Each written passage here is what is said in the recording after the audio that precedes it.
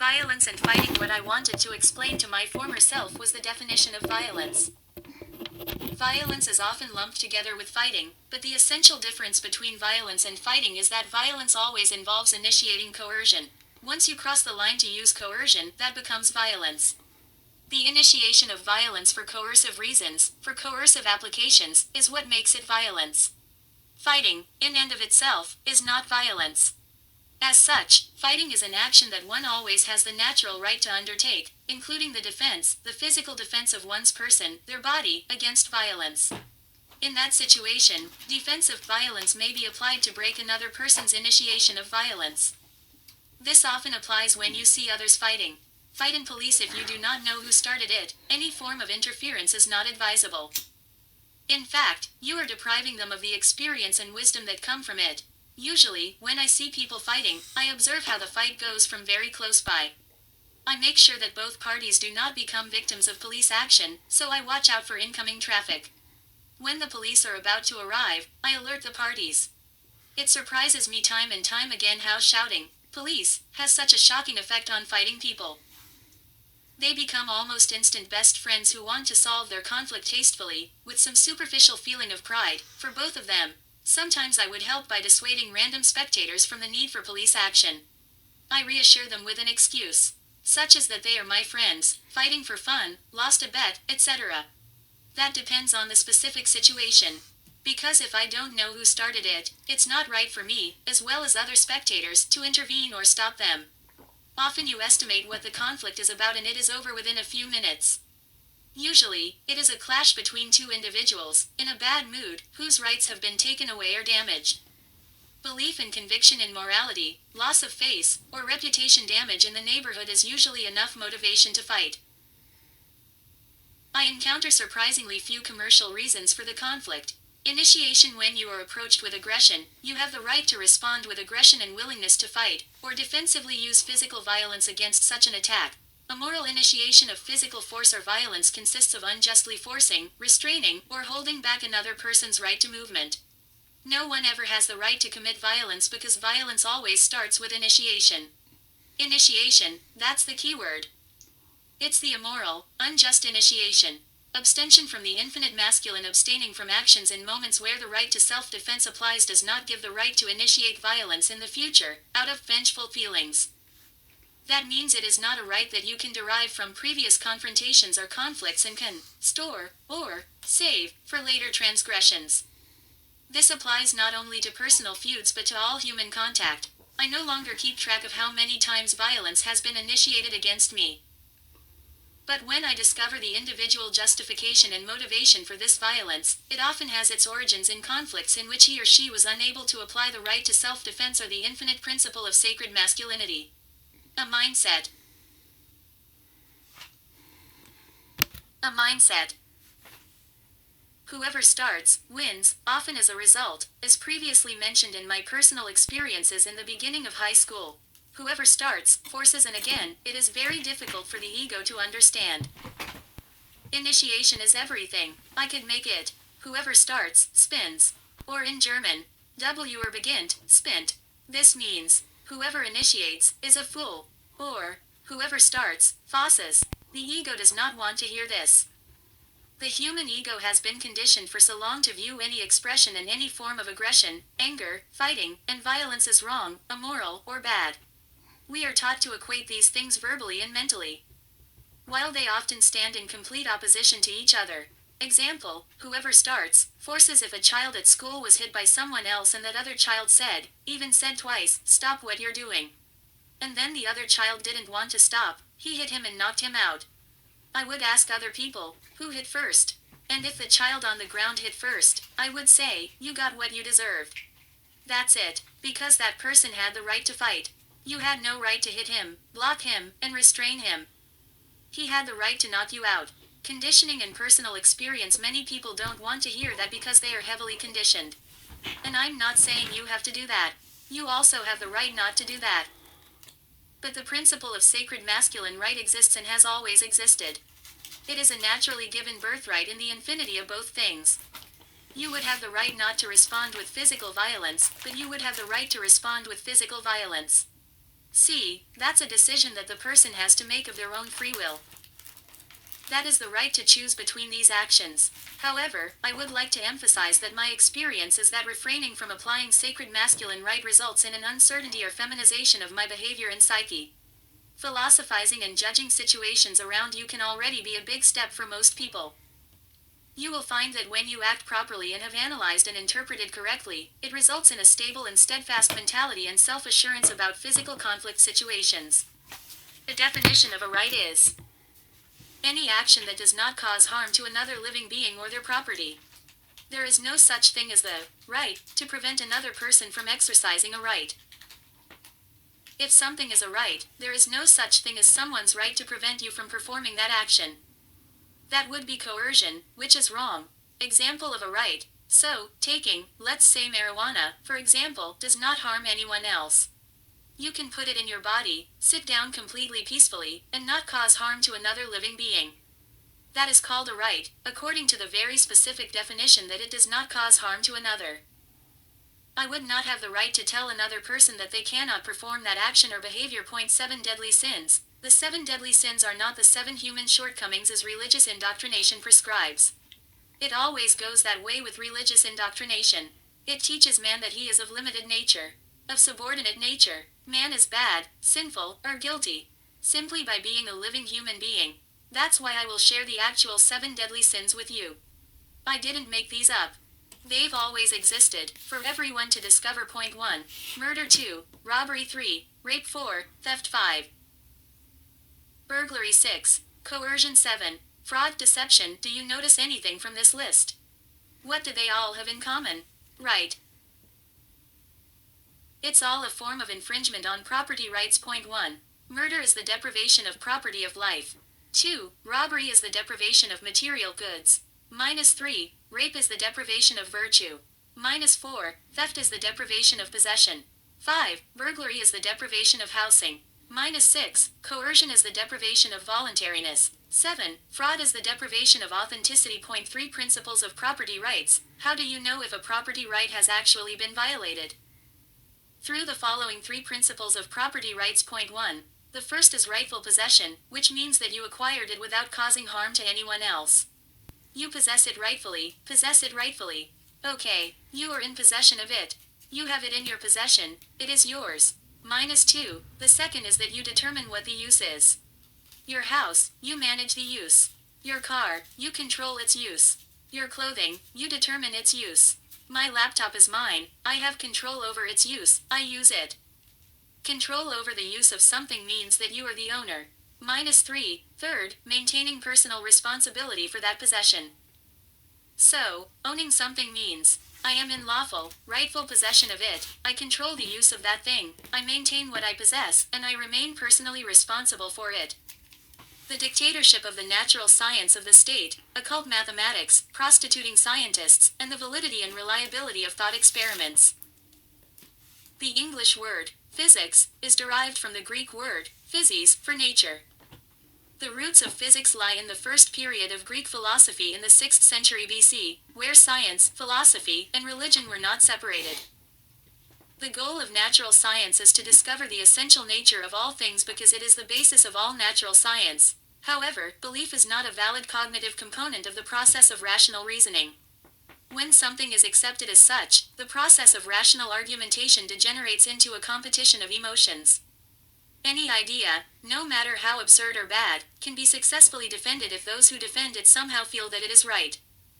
In such a philosophical environment, ideas are not accepted based on how logical they are, but rather on how much feeling their advocates seem to have. Unfortunately, the acceptance of ideas on this basis is the dominant epistemological trend in the world. Epistemological simply means the study of knowledge. As a recognizable discipline, mathematics was first found in ancient Egypt and the Sumerians. In fact, the Egyptians probably had significant mathematical knowledge as early as 2900 BC, when the Pyramid of Giza was built. A mathematics handbook known as the Oms Papyrus was written around 1550 BC, showing that the early Egyptians could solve many difficult arithmetic problems. Some modern historians believe that the Sumerians, who were the precursors of the Babylonians, already had a system of calculation in 3500 BC. The Sumerians and Babylonians applied arithmetic and elementary geometry to the study of astronomical problems and the construction of large irrigation and other technical projects. The Greek philosopher-mathematician Thales is usually considered the first to see the importance of organizing mathematics on a logical basis.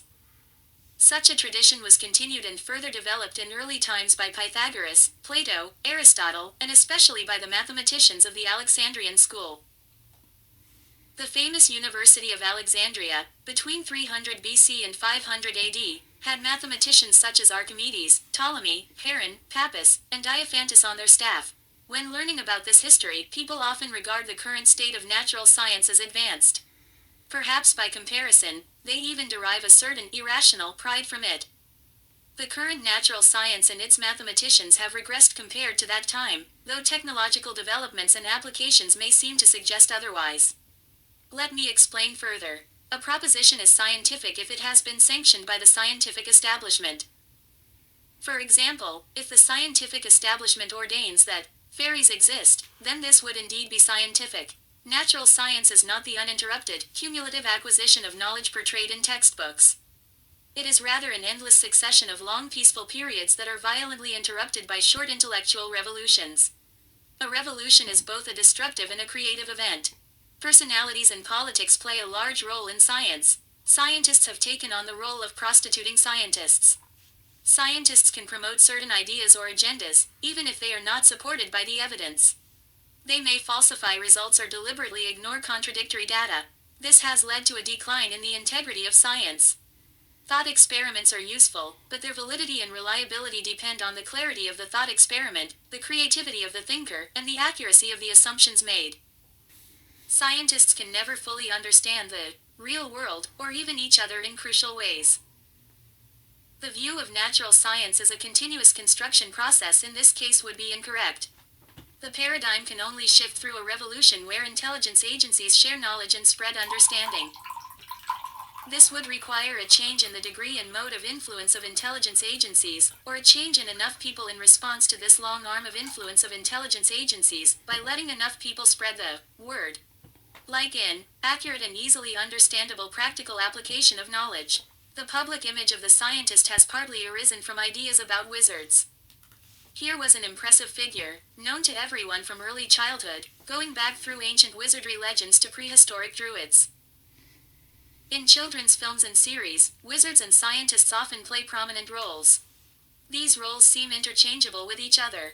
The wizard and the scientist are often difficult to distinguish from each other, I noted. The appearance is also often typical. The scientist or wizard is a thin old man with gray tousled hair and has powerful technology. Rick and Morty is an example of such a series, in which the crazy scientist Rick has an almighty character. However, it seems that most people can have great faith in a crazy scientist, and often see state-funded science as entirely logical and have accepted it as an intelligent approach. On the other hand, it would often sound like an absurd statement to consider the belief in a crazy wizard on the same level of intelligence. The main tactic used to create this artificial separation was the extensive use of technical jargon in complex mathematics. This raising of increasingly higher barriers to the understanding of scientific matters threatens an essential characteristic of science, its openness to outside research and evaluation. Returning to the crazy wizard.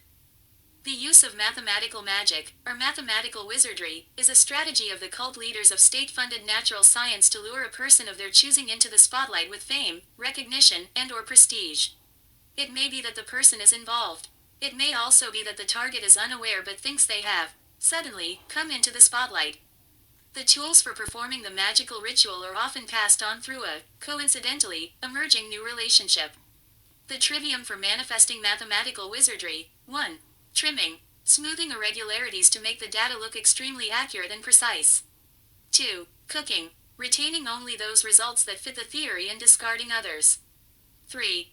Forging, inventing some or all of the research data that is reported, and even reporting experiments to obtain data that was never carried out. Dishonest deceptions are not uncommon in the history of physics. They began with Galileo Galilei, the man who laid the foundation for modern physics. A depiction of the tarot card for the magician. The cult of the theory of relativity. It is heresy to claim that there is evidence that the speed of light in space is not constant for all observers, no matter how fast they are moving, as predicted by the holy, special theory of relativity of Professor Albert Einstein from 1905. True natural science is a method of studying nature. It is a set of rules. Preventing scientists from lying to themselves or each other is crucial. Hypotheses must be tested and revised in light of conflicting evidence, with all evidence considered and alternative hypotheses explored. The rules of good science are nothing more than the rules of good thinking, which is intellectual honesty. Nowadays, the mechanical ether has been banned from the world of science, and the word, ether, itself is no longer found in physics textbooks due to its negative connotation. We ostentatiously talk about the vacuum, instead, indicating our lack of interest in the medium in which waves propagate. Perhaps the strangest and most unfortunate feature of all is the use of the so-called thought experiment, which is a contradiction in terms since an experiment is a search for new knowledge that cannot be confirmed but can be predicted by logical thinking. In contrast, a thought experiment cannot produce new knowledge. If it yields a result that contradicts the theoretical knowledge and assumptions on which it is based, then there must be an error. Some results of the theory are obtained in this way and differ from the original assumptions. Many thought experiments described by Einstein and others involve comparing distant clocks, and such comparisons are now made every day in many schools around the world.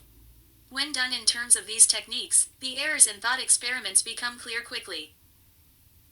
Ambiguities are not absent from Einstein's own articles, and several writers, even when proposing different interpretations of the theory, attribute all these interpretations to Einstein. Combining time and distance or space can now be understood as the changes that must be made to make the measurement results consistent.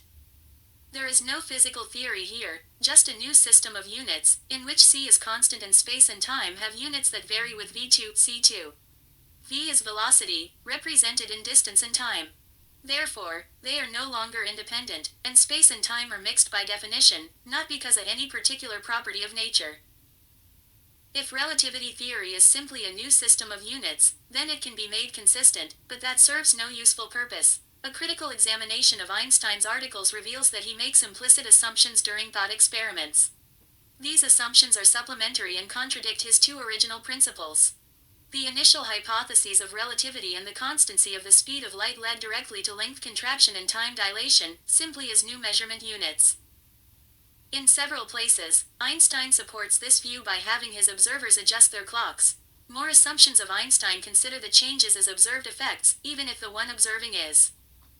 Often, and this forms the second set of assumptions, he considers the changes as observed effects, even if the units are not intentionally changed. This implies that there is a physical effect, even if it is not understood or described. The results are symmetric for observers in relative motion, and that can only be an effect in the process of signal transmission. The third assumption is that the clocks and distances actually change. In this case, the theory of relativity can no longer hold up. Analysis and conclusion. The first approach, in which the measuring units are changed, is not a physical theory, and the issue of experimental evidence does not arise. There is no evidence for the second approach because a symmetrical experiment has never been performed. There is no direct experimental evidence for the third explanation of the theory because no experiments have been done in an inertia system. This is a reference system from natural science, from the Latin word inertia, when every force-free body remains at rest relative to this reference system or moves uniformly, not accelerated, in a straight line.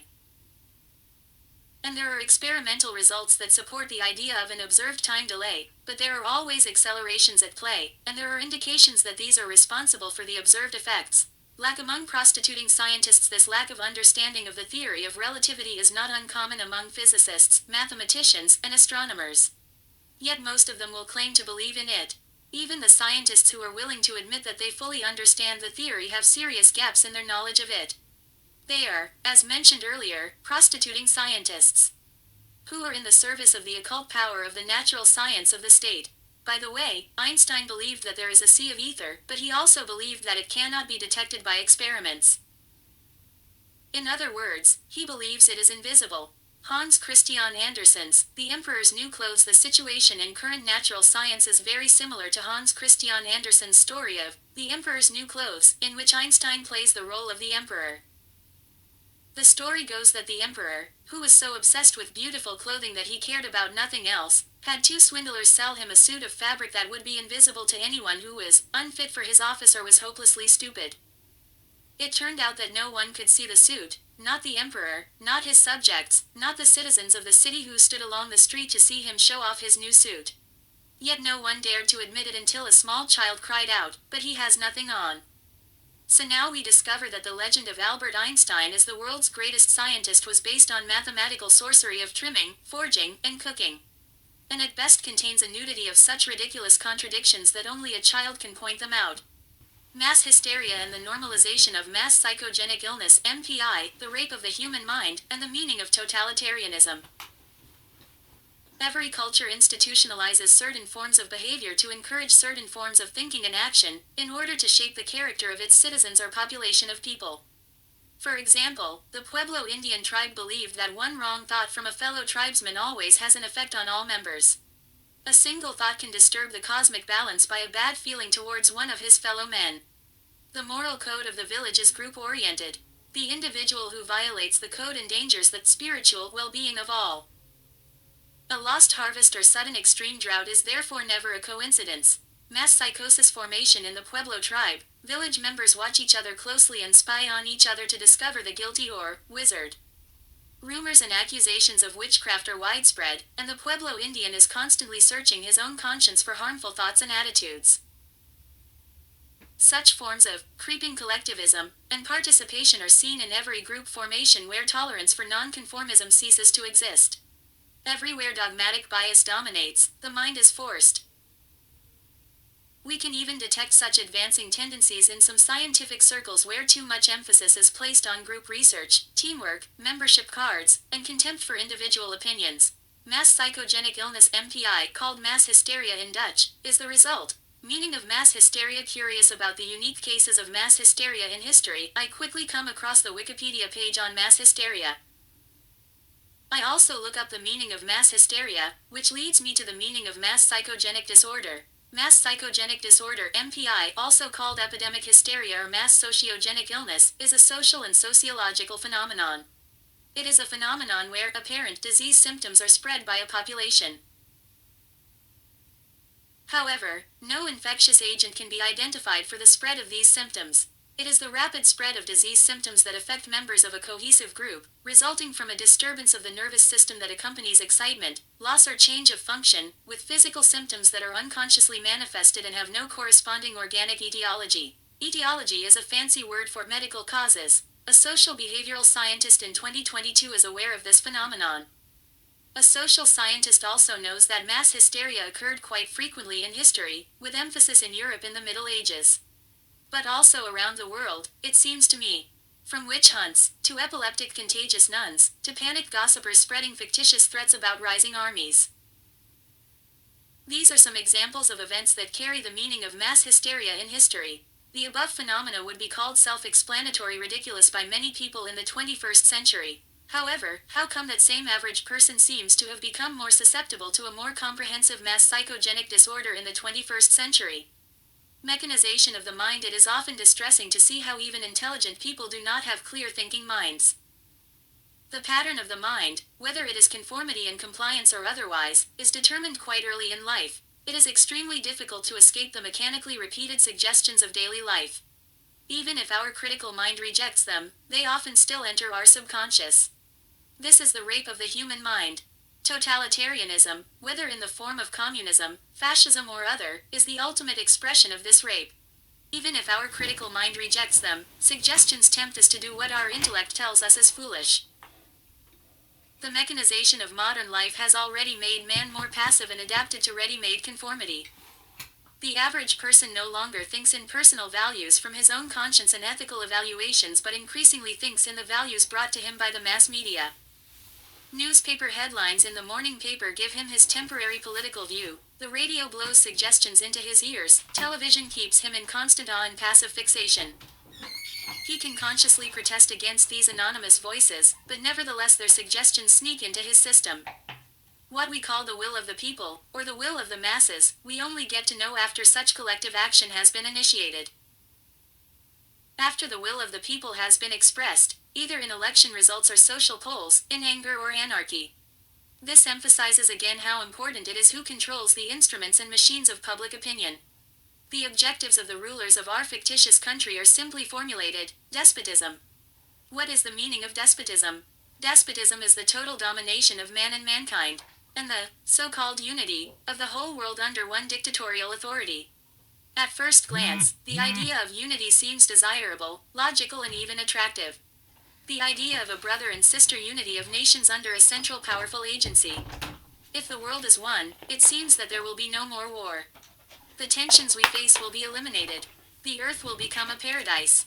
But the simplified conception of a universal dictatorship is incorrect and reflects the danger inherent in the goal of totalitarianism.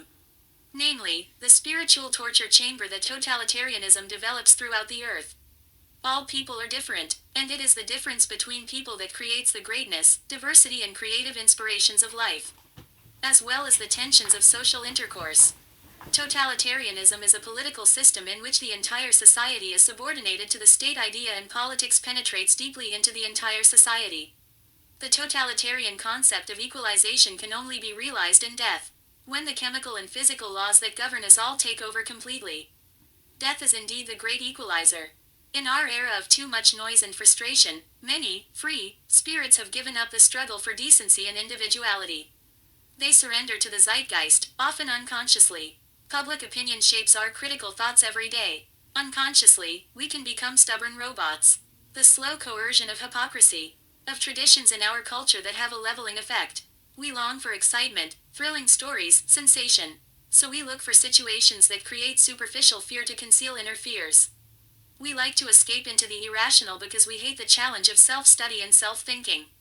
Our free time is increasingly occupied by automated activities in which we do not participate ourselves. Listening to recorded words and watching television screens. We hurry with cars and go to sleep with sleeping pills. This pattern of life can in turn open the way for renewed creeping attacks on our minds. Our boredom can welcome any seductive suggestion. Psychological operations, PSYOPs.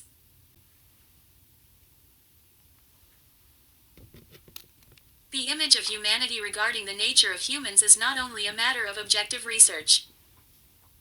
It has always been and continues to be an important instrument of social and political control. An AIVD or any other intelligence agency almost always executes their agenda through PSYOPs. Every human communication can either be a report of clear facts or an attempt to suggest things and situations that do not exist. Such distortion of facts strikes at the core of human communication. The verbal battle against the human concept of truth and against his mind seems endless. For example, if I can arouse future enemies' fear and terror and the suggestion of an impending defeat, even before they are ready to fight, my struggle is already half won. Furthermore, I stick to a number of principles. Stick to proven methods. The strategy of using an intimidating mask and a loud voice to speak lies to manipulate friends and enemies is as old as humanity. Primitive people used scary masks, magical fascination, or self-deception. Just as we use loud words to persuade others or ourselves. They use their magical paint, and we use our ideologies. We live in a time of advertising, propaganda, and publicity. But only under dictatorial and totalitarian regimes have such human habits mushroomed into a systematic psychological attack on humanity. Creativity and originality are clearly not the habit of the totalitarian. This inner defect is hidden by the results of the generations-long use of proven methods. Empirical evidence of the suitability and worthiness of the totalitarian mentality. There is no need to change a winning strategy, right? Create apathy and indifference. The constant intrusion into our minds of the hammering sounds of arguments and propaganda can lead to two types of reactions. Either a "I don't care" reaction, or it leads to a stronger desire to study and understand. Unfortunately, the first reaction is the most popular. The flight from study and awareness occurs far too often in a world that throws too many confusing images at the individual. Confusion can lead to apathy and indifference. However, we cannot be conscious enough of the constant pressure on our senses and minds. And we cannot be conscious enough of the constant suggestive attacks. Suggestive attacks that can penetrate the intellectual barriers of understanding. Repetition and Pavlovian conditioning exhaust the individual and can eventually seduce him into accepting a truth that he initially defied and scorned. Speak to guilt. The totalitarians are very ingenious in arousing latent guilt in us. by repeatedly stating how criminally the Western world has acted towards innocent and peaceful people. They would like the entire Western world to fall into a hypnotic sleep under the illusion of peaceful coexistence. In a more sophisticated strategy, they want us to break all our loyalty ties to the past, away from family members and parents. The more you have left them and other so-called outdated concepts, the better you will collaborate with those who want to take mental possession of you. Any political strategy aimed at arousing fear and suspicion tends to isolate the uncertain individual until he surrenders to those forces that seem stronger than his former friends. The motivation for the totalitarian mindset: the totalitarians cherish the illusion that everyone is part of the government. Everyone is a voter. No one can be a non-voter or anti-voter. His inner merits and demerits and doubts are no longer the individual's private problems. See.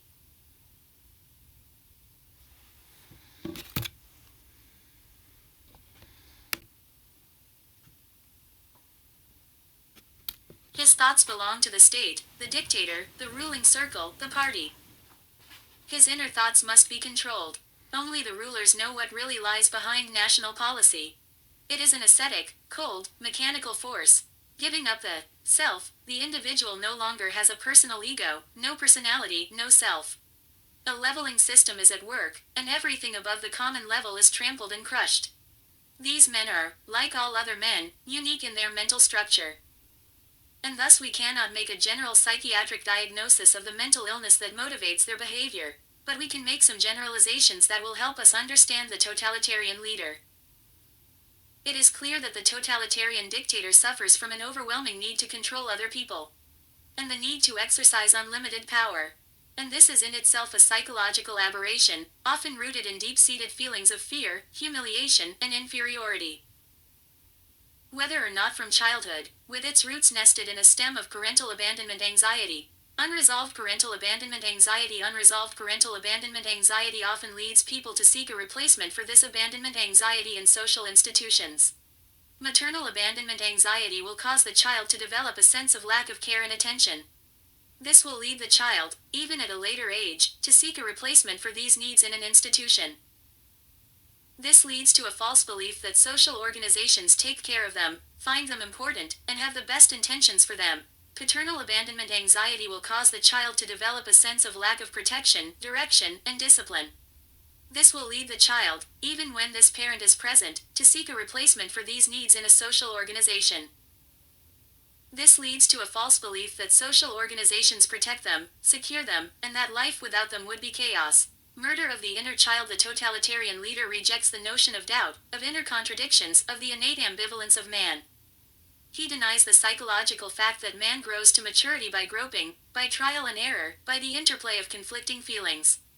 Because he will not allow himself to grope, to learn by trial and error, the dictator can never become an adult.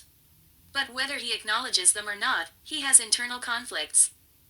He suffers from internal confusion somewhere. The stars of the totalitarian game. The ordinary political minister becomes as dependent and obedient as a child. In exchange for giving up his individuality, he gets a special satisfaction. Satisfaction from the feeling of belonging and being protected. And satisfaction from the feeling of relief about losing his personal boundaries and responsibilities. And the ecstasy of merging into wild, uncontrolled collective feelings. Plus the safety of being anonymous. By being just a cog in the wheel of the almighty state, the ideologies they espouse are not real goals. They are the cynical means by which these individuals hope to gain a personal sense of worth and status. Subtle inner lies seduce them to go from bad to worse. Defensive self-deception, arrested insight, evasion of emotional identification with others, degradation of empathy. The mind has many defense mechanisms by which the conscience can be blinded. The sense of importance that a person can attach to himself can help him compensate for pathological fears and feelings of unworthiness. Infinite personalities of humans in life, we are all different. Our bodies and minds interact with each other and the outside world in different ways. The personality of every person is unique. While it is true that we all share certain fundamental human qualities with all other members of the human race, the differences in personality are so numerous and so varied that no two men anywhere in the world or at any time in human history can be said to be exactly the same. This uniqueness applies equally to the citizen of a totalitarian system as it does to anyone else. As a human being, he is not only different from us, he is different from his fellow countrymen. Creating a human being in the totalitarian image by making everyone the same means suppressing uniqueness and diversity. It suppresses what is essentially personal and what makes a human being. This consists of every conceivable uniqueness and diversity of personalities that exist. Those personalities that make a state of mass hysteria possible, and those personalities that make a state of organic anarchy possible. The infinite personalities of humans. Translation, personal journal with examples and experience with government institutions. Renunciation of Dutch citizenship. In the summer of 2021, I sent a handwritten letter to the following 3 organizations: the Public Prosecution Service, the Vatican, the Ministry of Internal Affairs. In the letter, I made a request to each of the above parties. The request was to reclaim legal ownership over my actions, my mind, and my physical well-being, respectively. I sent this letter in Dutch and English, as well as in Latin and Hebrew. Pope Francis and the Public Prosecution Service have not responded to my letter to date. I have received a response from the Ministry of Internal Affairs, which is shown below. The letter indicates that Dutch citizenship is embedded in an international collective. Because renouncing Dutch citizenship is not possible due to international treaties. This is according to the response from the Dutch Intelligence and Security Service AIVD. I was pleased with this confirmation. It confirmed my suspicion that my citizenship is traded as a state share in deals between shareholders of multinational corporations. I cannot recall ever being asked for permission.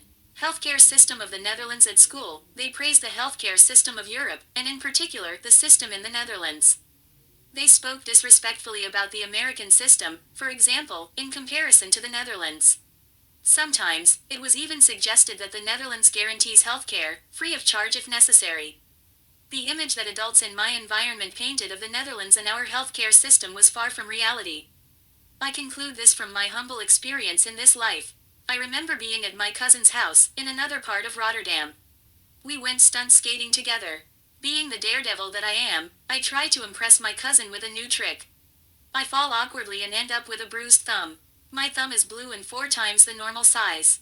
My cousin and I then visit a local medical post. I was young, maybe 9 or 10 years old. The nurse sees my thumb and discusses it with her colleagues. She then returns and tells us that it is better for the insurance if I go to my own general practitioner. What does insurance have to do with my thumb then? Why would my insurance depend on the location where I am treated? Couldn't I be helped? We drifted away, amazed, back to my cousin's house. And my aunt helped me with my thumb. The above example from my childhood demonstrates the quality of the Dutch healthcare system and the myth of free healthcare from the collective. It is anything but free. Thus, my parents had to accumulate wealth throughout their lives to keep up with my and my sister's dental insurance. Canceling collective health insurance. After some time, I receive a response from my health insurance provider in a letter regarding my desired termination of this collective insurance. The letter is shown below. The self-assurance of this Dutch health insurer is astronomically high. Thus, in the first sentence of the letter, not wanting to use it anymore, is already translated to not being able to use it anymore. Then, in the next paragraph, it is stated that I will still be insured with the relevant health insurance provider. This attitude will make people almost forget that this is a commercial administrative company that deals in risk, insurance, healthcare costs, and benefits. It can also often count on the support of the state, which demands and enforces mandatory health insurance for every citizen. Mandatory payment for a subscription with a state-funded insurance company cannot be called free healthcare. CJIB bailiffs and agencies. The CJIB falls under the Ministry of Justice and Security. When a particular state person places a certain compulsive demand on you as a person, this falls under this ministry. A woman with a blindfold will weigh your actions with her sword, and she will punish you. The occult symbolism of the woman Justicia is significant here.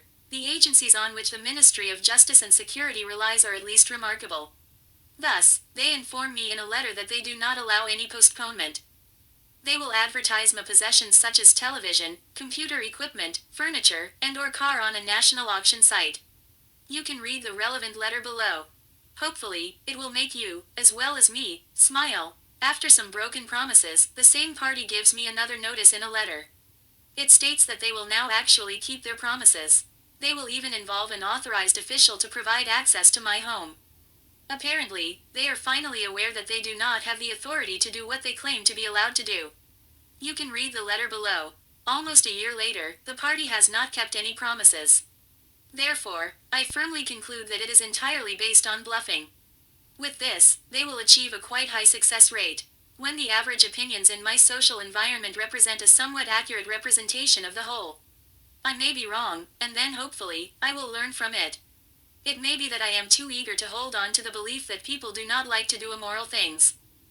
More on this in the next part of this article. Authority and immoral physical violence. Almost everyone agrees that physical violence is sometimes justified and sometimes not. Although there is a large, debatable gray area, it is generally accepted that initiating aggressive violence is unjust and immoral. This includes theft, assault, and murder, but also more indirect forms of aggression such as vandalism and fraud. On the other hand, the use of violence to defend the innocent is generally accepted as just and moral, even noble. The legitimacy of such violence is determined by the situation in which it is used, not by who uses it. For simplification, the types of violence that everyone can use can be called good violence. And all acts of violence. All violent acts that people do not have the right to commit can be called bad violence. However, it is assumed that agents of authority have the right to use violence, not only in situations where someone would have such a right but also in other situations. It goes without saying that everyone has the right to use inherently just, good power. If the law authorizes certain special persons of the government to use violence in other situations, then law merely entails an attempt to legitimize bad violence. In short, authority is permission to commit evil, to do things that would be recognized as immoral and unjust if someone else did them. The myth of democracy. It is clear that the enthusiastic voter who proudly puts a campaign sign on the front of his house does not understand this fact. If he did understand it, he would understand that democracy is nothing more than majority-approved immoral violence. And that democracy cannot restore society or be an instrument for freedom or justice. It is a myth that claims that one's vote represents his voice, and that the right to vote makes people free. The truth is that all forms of democracy legitimize aggression and unjust violence. The logic of this is so simple and clear that an enormous amount of propaganda is needed to train people not to see it. If everyone has the right to use inherently just violence, but agents of the government may use violence in other situations, then what the government adds to society is nothing more than the manifestation of immoral violence. Legal enforcement. The problem is that children learn that violence has been made legal when authority applies violence. Legalizing magically changes the use of immoral violence into just enforcement in the minds of children. I remember very well, as a child, finding out how it worked. I found it difficult to place at the time. Oh well, I thought, adults would know better than me. The foundation upon which all government rests is the idea that what would be morally wrong for the average person to do may be morally right if done by agents of authority. This fundamental assumption implies that the standards of moral behavior applicable to people are not applicable to agents of government. The government is elevated to a superhuman caricature, and today, the government even claims things that would elevate them to supernatural stature. An inherently contradictory claim in my view, given the definition of natural and nature. Laws and rules. Inherently just violence, which most people agree is limited to defensive violence, does not require law or special authority to make it valid. The only thing law and government are needed for is to attempt to legitimize immoral violence. And that is precisely what government adds, and the only thing it adds. Adding more inherently unjust violence to society.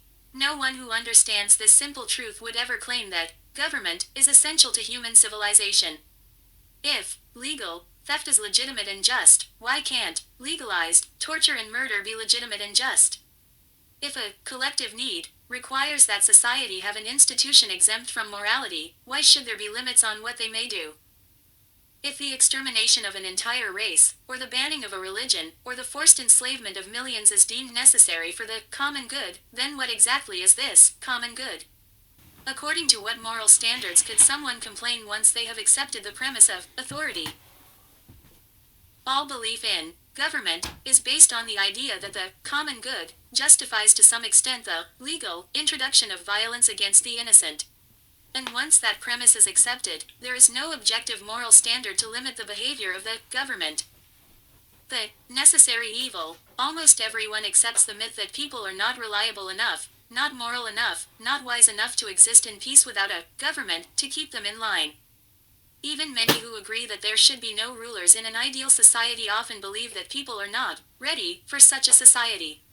Such sentiments are based on a fundamental misunderstanding of what authority is and what it adds to society.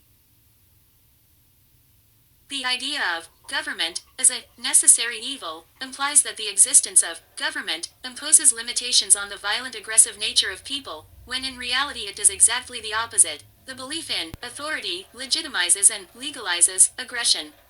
Regardless of how foolish or wise people are, or how malicious or virtuous they act. To say that people are not ready for a stateless society, or cannot be trusted to exist without an authority to bow to, means that a peaceful civilization can only exist if there is a huge, powerful machine that introduces a huge amount of immoral violence into society. We are ready, of course. Members of the cult of the state do not recognize certain forms of violence as immoral, because they are not ordinary mortals who commit violence, but representatives of the deity, known as government, and gods, have the right to do things that mortals do not.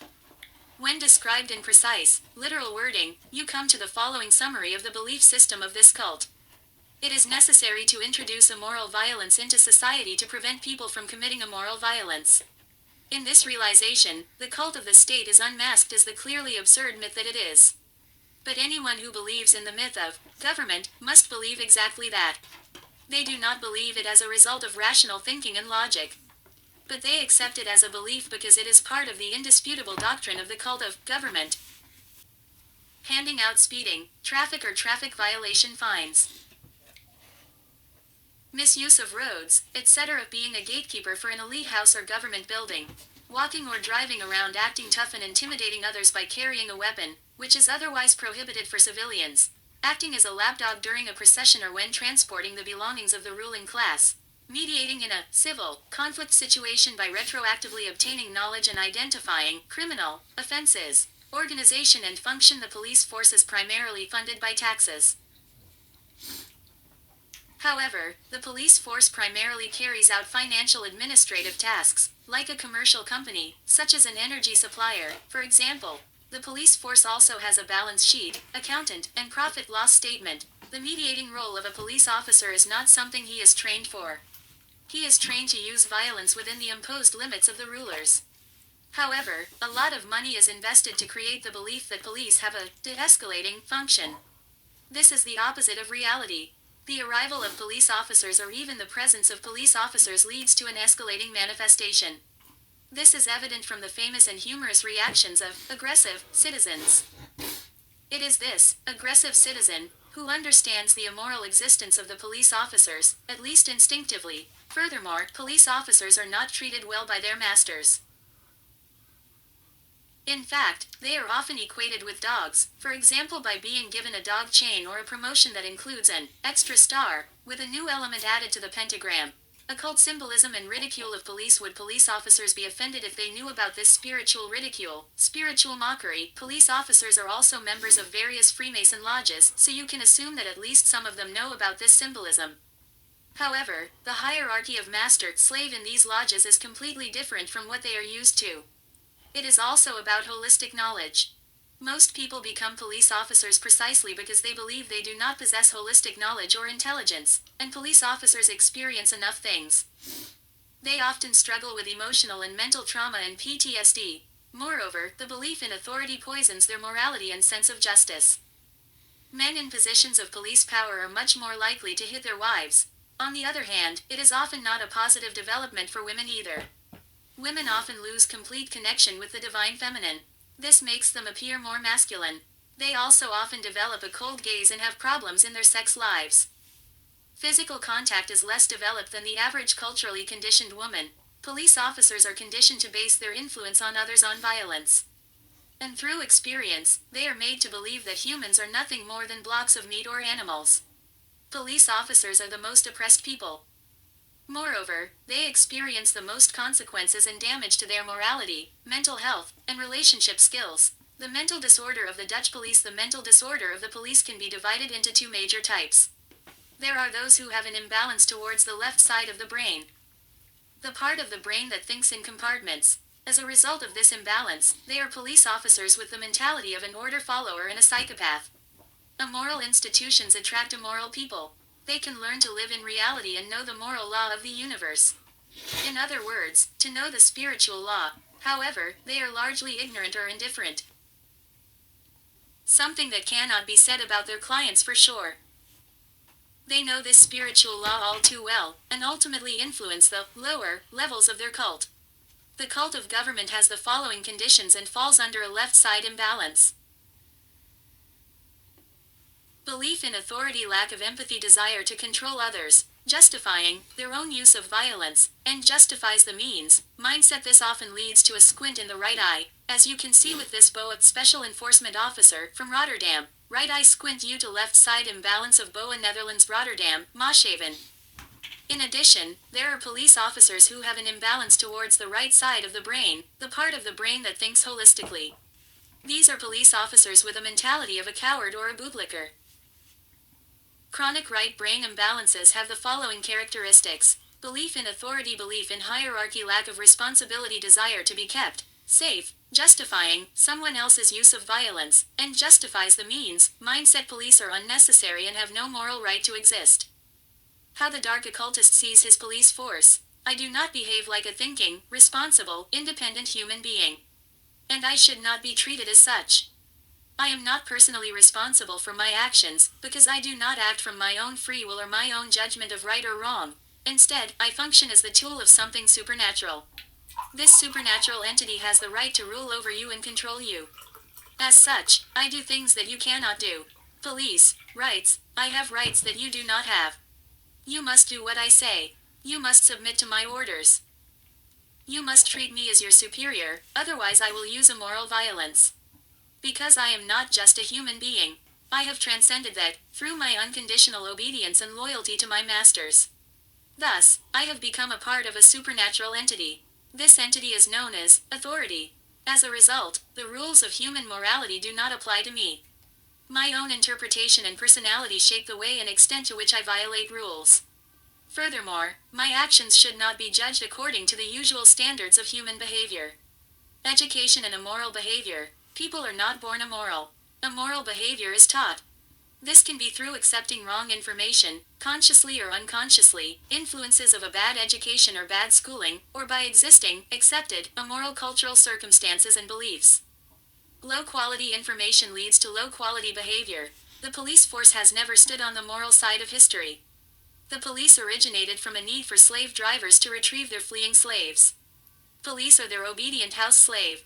That's how it's always been in human history. The causal factors of immoral behavior are unknown or not recognized by the majority of people.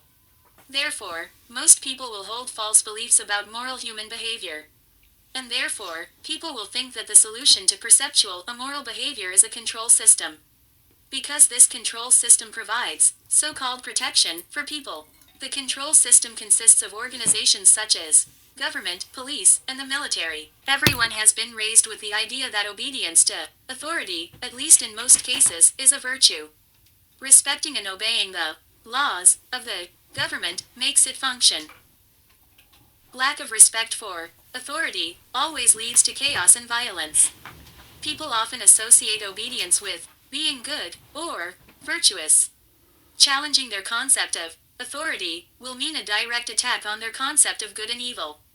They will assume that you have no moral compass, that you suggest that no one should adhere to any behavioral norms, and that moral choices, through a conscience, are a necessary human trait.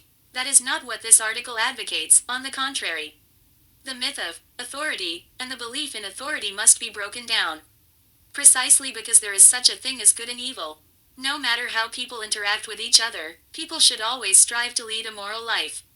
But respect for authority is not synonymous with respect for humanity. In fact, the concepts are diametrically opposed. We can have respect for humanity and justice. Then there is no reason to have respect for authority anymore. Previously, I learned that the purpose of authority is to create a peaceful and civilized society. However, I notice a huge contrast when I compare the intended goals of authority with the actual results of authority. If you browse through any history book, you will come across a lot of injustice. Obeying and enforcing the law of various governments is almost always the cause. So not because people break the law, but mostly obeying and enforcing the laws of various governments. The evil done despite authority is nothing compared to the evil done in the name of authority. Nevertheless, children still learn that peace and justice come from authoritarian control. Children still learn to be morally obliged to respect and obey the current government, despite the injustice done by authoritarian regimes around the world throughout history. Children learn that doing as you are told is synonymous with being a good person. The concept of following the rules is synonymous with doing the right thing. On the contrary, to be a moral person, you must take personal responsibility. Responsibility to distinguish between good and evil and to follow your conscience. Often, this worldview is at odds with respecting and obeying authority. Authority is not noble. People wrongly assume that many useful things require a government. It is good for people to organize for mutual defense, collaborate to achieve common goals, find ways to work together and get along peacefully, to come up with agreements and plans that enable people to lead a better life. But that is not what government is, despite authority claiming to act on behalf of humans and the general welfare. The truth is that authority is always in direct contradiction to the interests of the average person by nature. Authority is not a noble idea that sometimes goes wrong, nor is it a fundamentally valid concept that is only occasionally corrupted. The concept of authority is from top to bottom, from beginning to end, an anti-human and terribly destructive idea. Authority is the right to rule. Authority can be summarized as the right to rule. It is not only the ability to do something to others with violence, but it is the vir. It is the supposed moral right to rule over people. How subjects perceive authority determines the differences and similarities between an authority and a street gang. Almost everyone regards a criminal who kidnaps and extorts as immoral and unjust. A victim may comply with the demands out of fear, not out of a sense of moral obligation. They do not see their kidnapper as a legitimate, lawful ruler. They do not consider the criminal to be their authority. The loot the criminal takes is not called taxes, and his threats are not called laws. The law-abiding taxpayer, in contrast, the average obedient citizen, perceives the orders of authority very differently. Most of those to whom the orders are directed obey dutifully. The power and control that authority exerts over everyone else is seen as valid and legitimate, even legal, and often as good. The foundation of social existence comes from obeying the law. In addition, there is a habit of paying money in the form of taxes to authority. Motivated often by fear of punishment, people have a sense of duty to obey. Nobody is proud when they have been robbed by a street gang. Yet many wear the label of law-abiding taxpayer as a kind of badge of honor. The image that subjects have of the so-called authority that gives them orders is all important in this. If the subjects see the government as a rightful master, then authority is seen as having the right to issue such orders. This image, in turn, implies a moral obligation on people to obey those orders. To label oneself a law-abiding taxpayer is to boast of one's loyal obedience to the government. A government that creates the illusion of moral authority to which you cling. Authority does not exist. In short, authority does not actually exist. Police who carry out the will of politicians, they exist. The buildings that politicians inhabit, those are real. The weapons that politicians wield, those are also very real. However, the supposed authority over which they claim to have control is far from real. If authority did not legitimize the actions of those in power, the government would be nothing more than a gang of rogues. The term government implies legitimacy. Government means the exercise of authority over a certain people or place, the way people speak about those in power. The extent to which they label orders is laws. The degree to which they view disobedience to the cries of those in power is criminal. All of these factors imply that the government has the right to rule, and its subjects have the corresponding obligation to obey. Without the right to rule authority, there is no reason to call the entity government. Then all politicians and their hired guns are entirely indistinguishable from a giant organized crime syndicate. Their laws are as legitimate as the threats of thieves and murderers. and that is in reality every government, an illegitimate gang of rogues, thieves, and murderers, disguised as a legitimate ruling body. The legitimacy of authority. Any proposed solution to a problem is inherently invalid if it depends on the existence of an authority that encompasses everything within the domain of politics. The explanation is in the following analogy. People are having a useful, rational discussion about energy. The question is whether nuclear energy or hydroelectric dams are the better way to produce electricity for the city. But then someone suggests that the better option is to generate electricity using magical elf dust. His comment is ridiculous and must be dismissed because real problems cannot be solved by mythical entities. Yet virtually all modern discussion about social problems is nothing but an argument about magical elf dust. Which magical elf dust will save humanity? All political discussions are based on an unquestioned but false assumption. An assumption that everyone takes in blind trust. People do this simply because they see the myth as real. The constant repetition of the idea that there can be such a thing as a legitimate government is what they believe. The problem with popular fallacies is exactly that, they are popular. When a belief, even the most ridiculous, illogical belief, is held by most people, it will not feel unreasonable to the believers. Continuing the belief will feel easy and safe, while questioning it will feel uncomfortable. Furthermore, it will be very difficult to challenge the belief, if not impossible. Even abundant evidence has not been enough to make more than a handful of people even doubt the fundamental concept. The horrific destructive power of the myth of authority. A power at an almost incomprehensible level that goes back thousands of years. And so, believing that they are enlightened and wise, people continue to stumble from one colossal disaster to another, as a result of their inability to shake off the most dangerous religion, the belief in authority.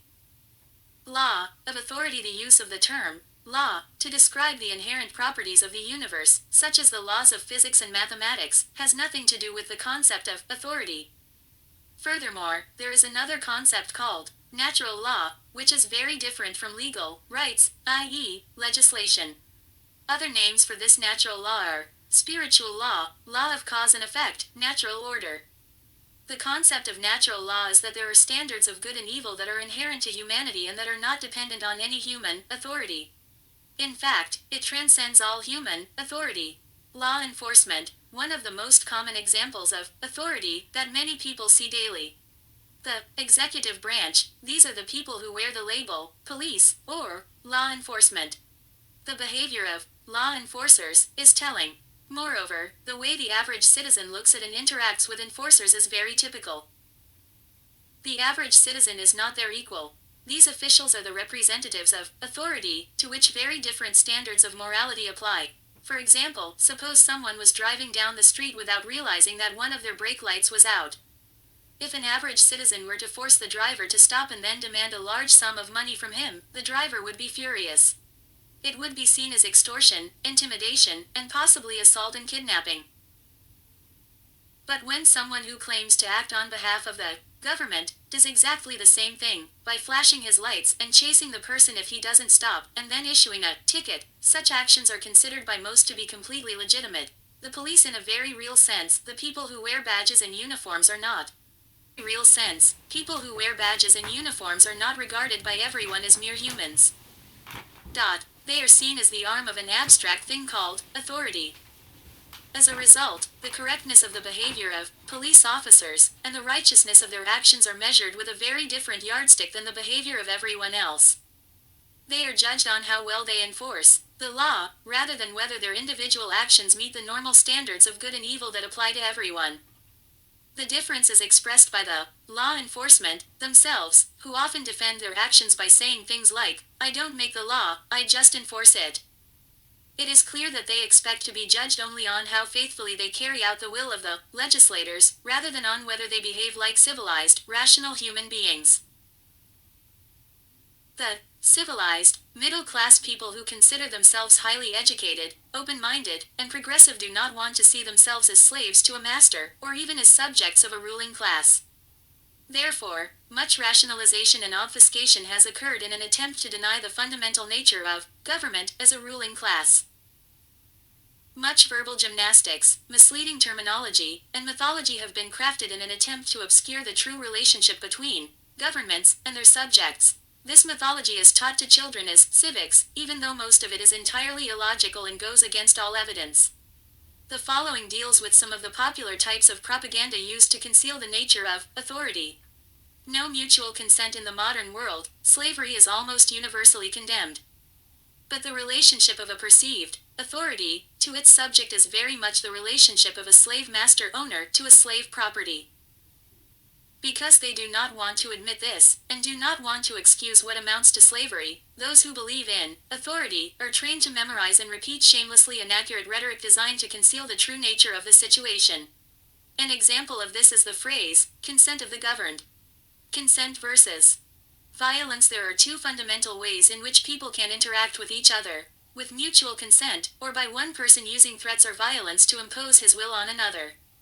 The first can be called consent. Both parties voluntarily and willingly agree to what needs to be done. The second can be called rule. One person controls the other. Since these two, consent and rule, are opposite, the concept of consent of the governed is a contradiction. If there is mutual consent, it is not government. If there is rule, there is no consent. Some will argue that a majority or the people as a whole have consented to be ruled, even if many individuals have not. But such an argument turns the concept of consent on its head. Imposed consent. No one, individually or as a group, can consent to have something done to another. That is simply not what consent means. It defies all logic to say, I consent to you being robbed. Yet that is the basis of the cult of democracy, the idea that a majority can give consent on behalf of a minority. That is not consent of the governed, it is forced control over the governed, with the consent of a third party. Even if someone were foolish enough to say to someone else, I agree to you controlling me with violence. The moment when the controller must force the controllee to do something, there is clearly no consent left. Prior to that moment, there is no government, only voluntary cooperation. By expressing the concept more accurately, the inherent schizophrenia of it is exposed. I agree that you can impose things on me, whether I agree with it or not.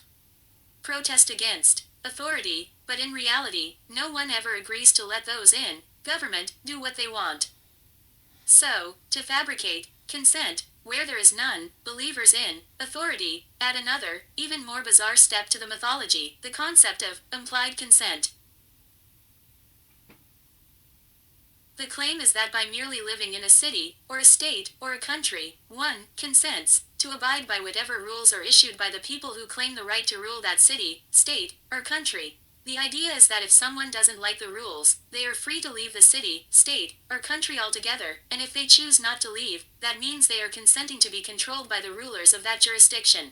Ownership. Although it's constantly parroted as gospel, the idea defies common sense.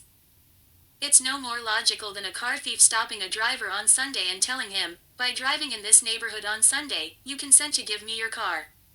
Clearly, one person can't decide what counts as someone else consenting to something. An agreement is when two or more people express a mutual willingness to enter into an arrangement.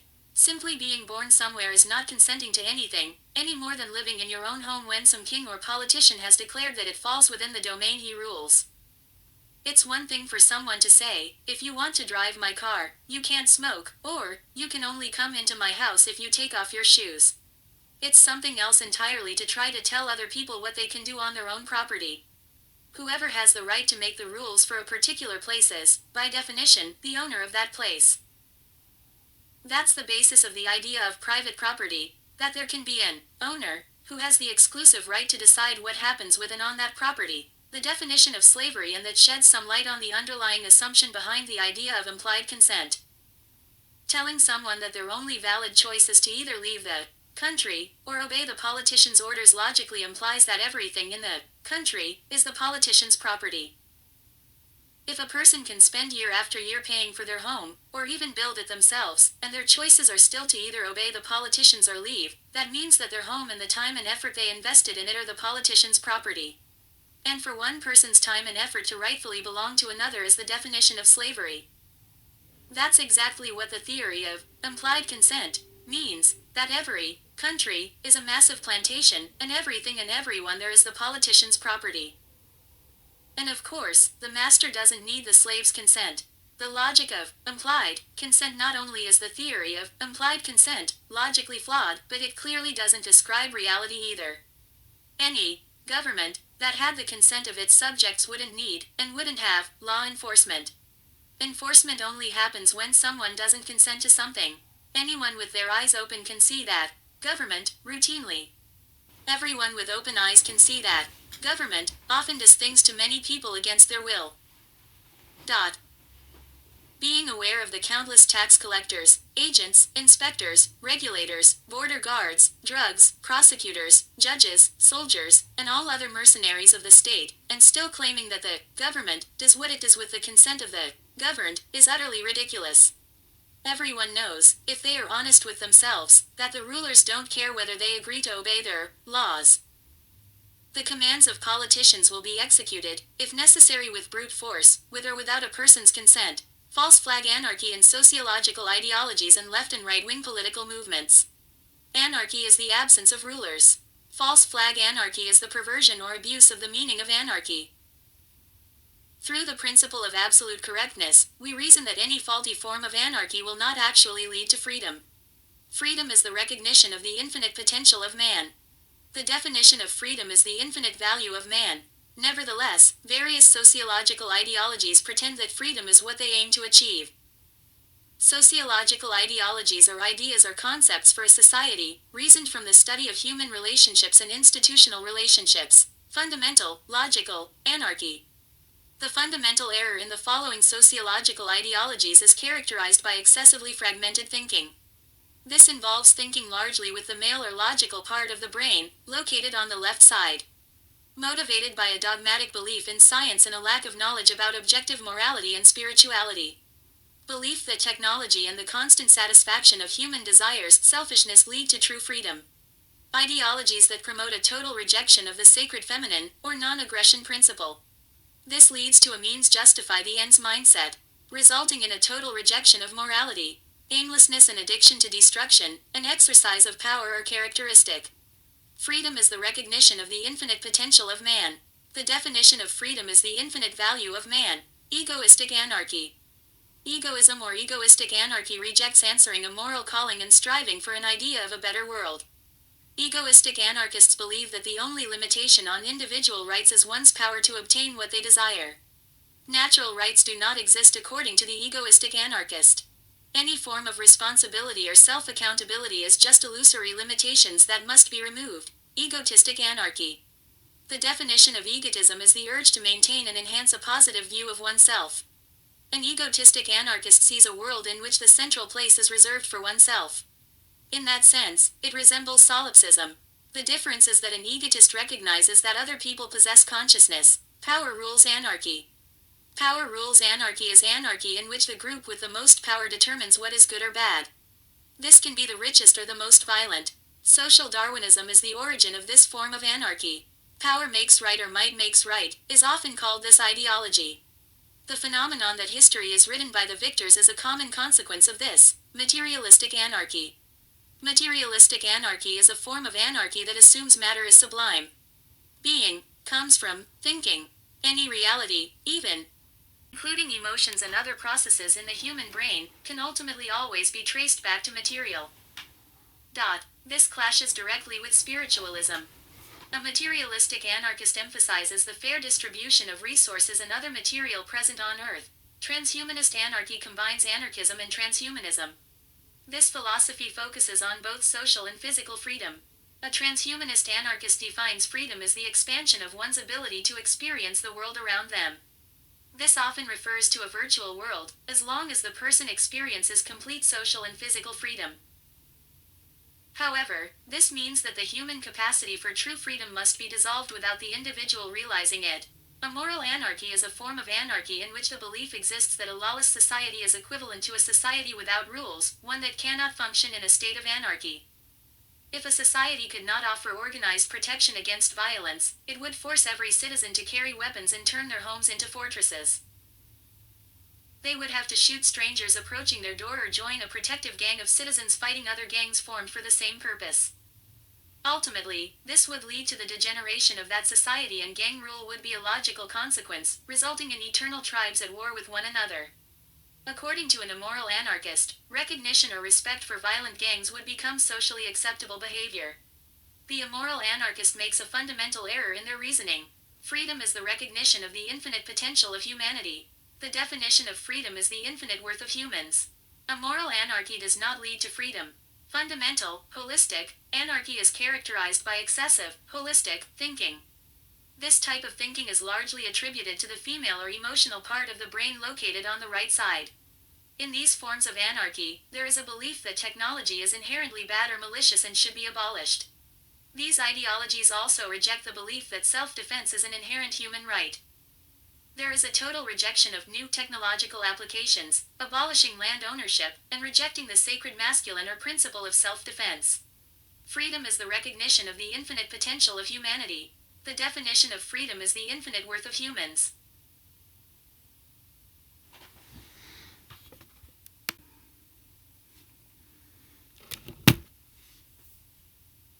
Primitive anarchy is an ideology that advocates for a return to a non-civilized way of life. They seek to achieve this ideology through deindustrialization and the abolition of labor division and specialization. Moreover, emphasis is placed on giving up control through organizations and technologies.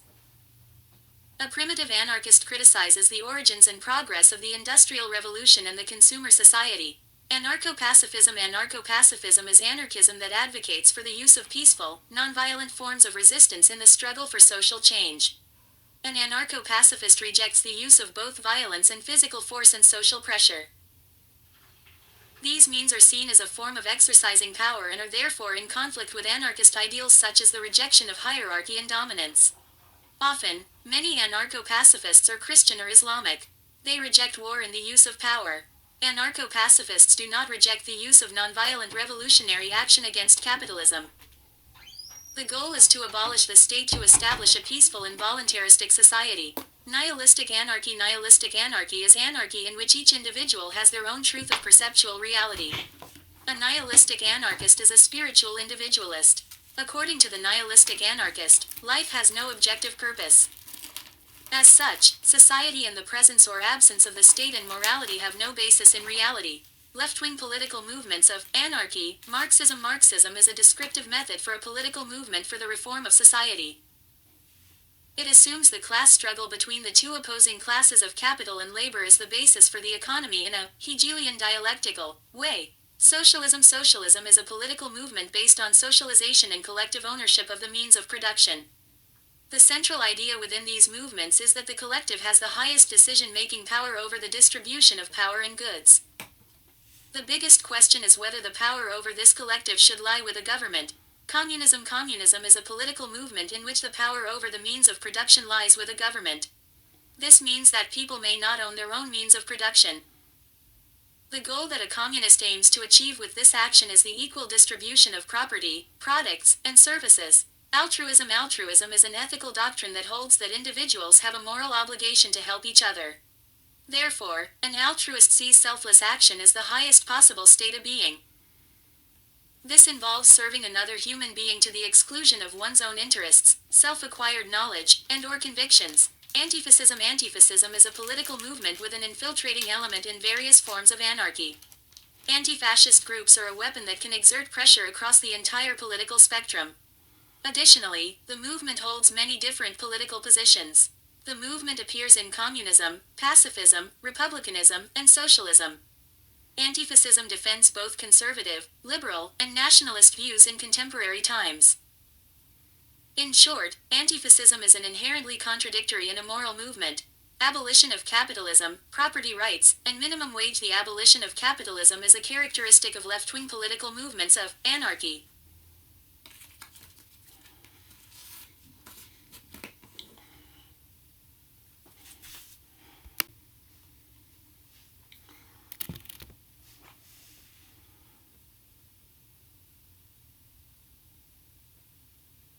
They believe that capitalism is the problem and that its abolition will lead to true freedom. Capitalism is an economic system based on the investment of money in the expectation of making a profit. The distribution of products is regulated by the market, in which the role of the government is in principle limited. Money and capital accumulation have taken over the primary role of satisfying needs in the economic process. Collective ownership of production, goods, and services is the way markets will be determined. This involves the abolition of private property and the minimum wage. Without a legally required minimum wage, an entrepreneur is motivated to achieve the cheapest possible labor.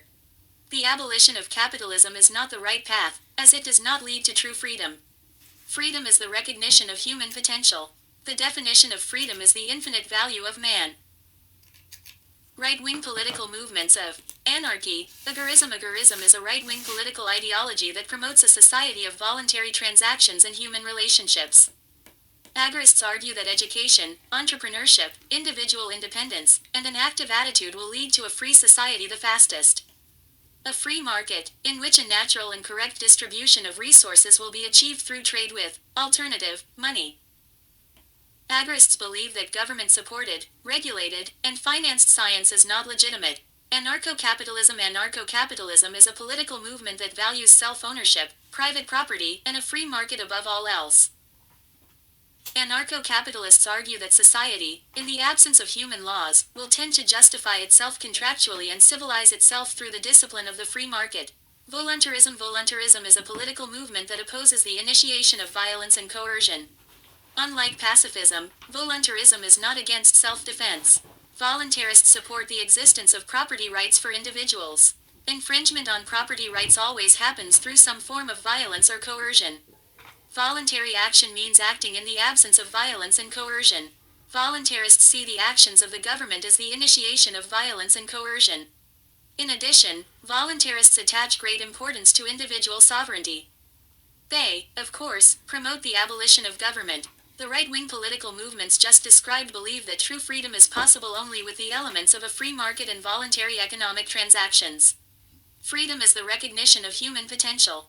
The definition of freedom is the infinite value of man. Despite coming close, objective morality is almost always omitted. Without knowledge of the moral rules and rights of every human being, the practical implementation of such ideologies will never lead to true freedom.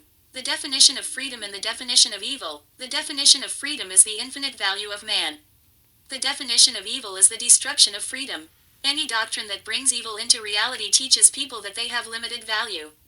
The truth is always simple. All people recognize the truth because all people are intelligent beings. It is the nature of evil to create artificially complex ideas. Evil does this to hide or conceal the freedom it destroys. If you remove complexity and fear from your life, you will find a clear and beautiful truth. This truth is the nature of your value.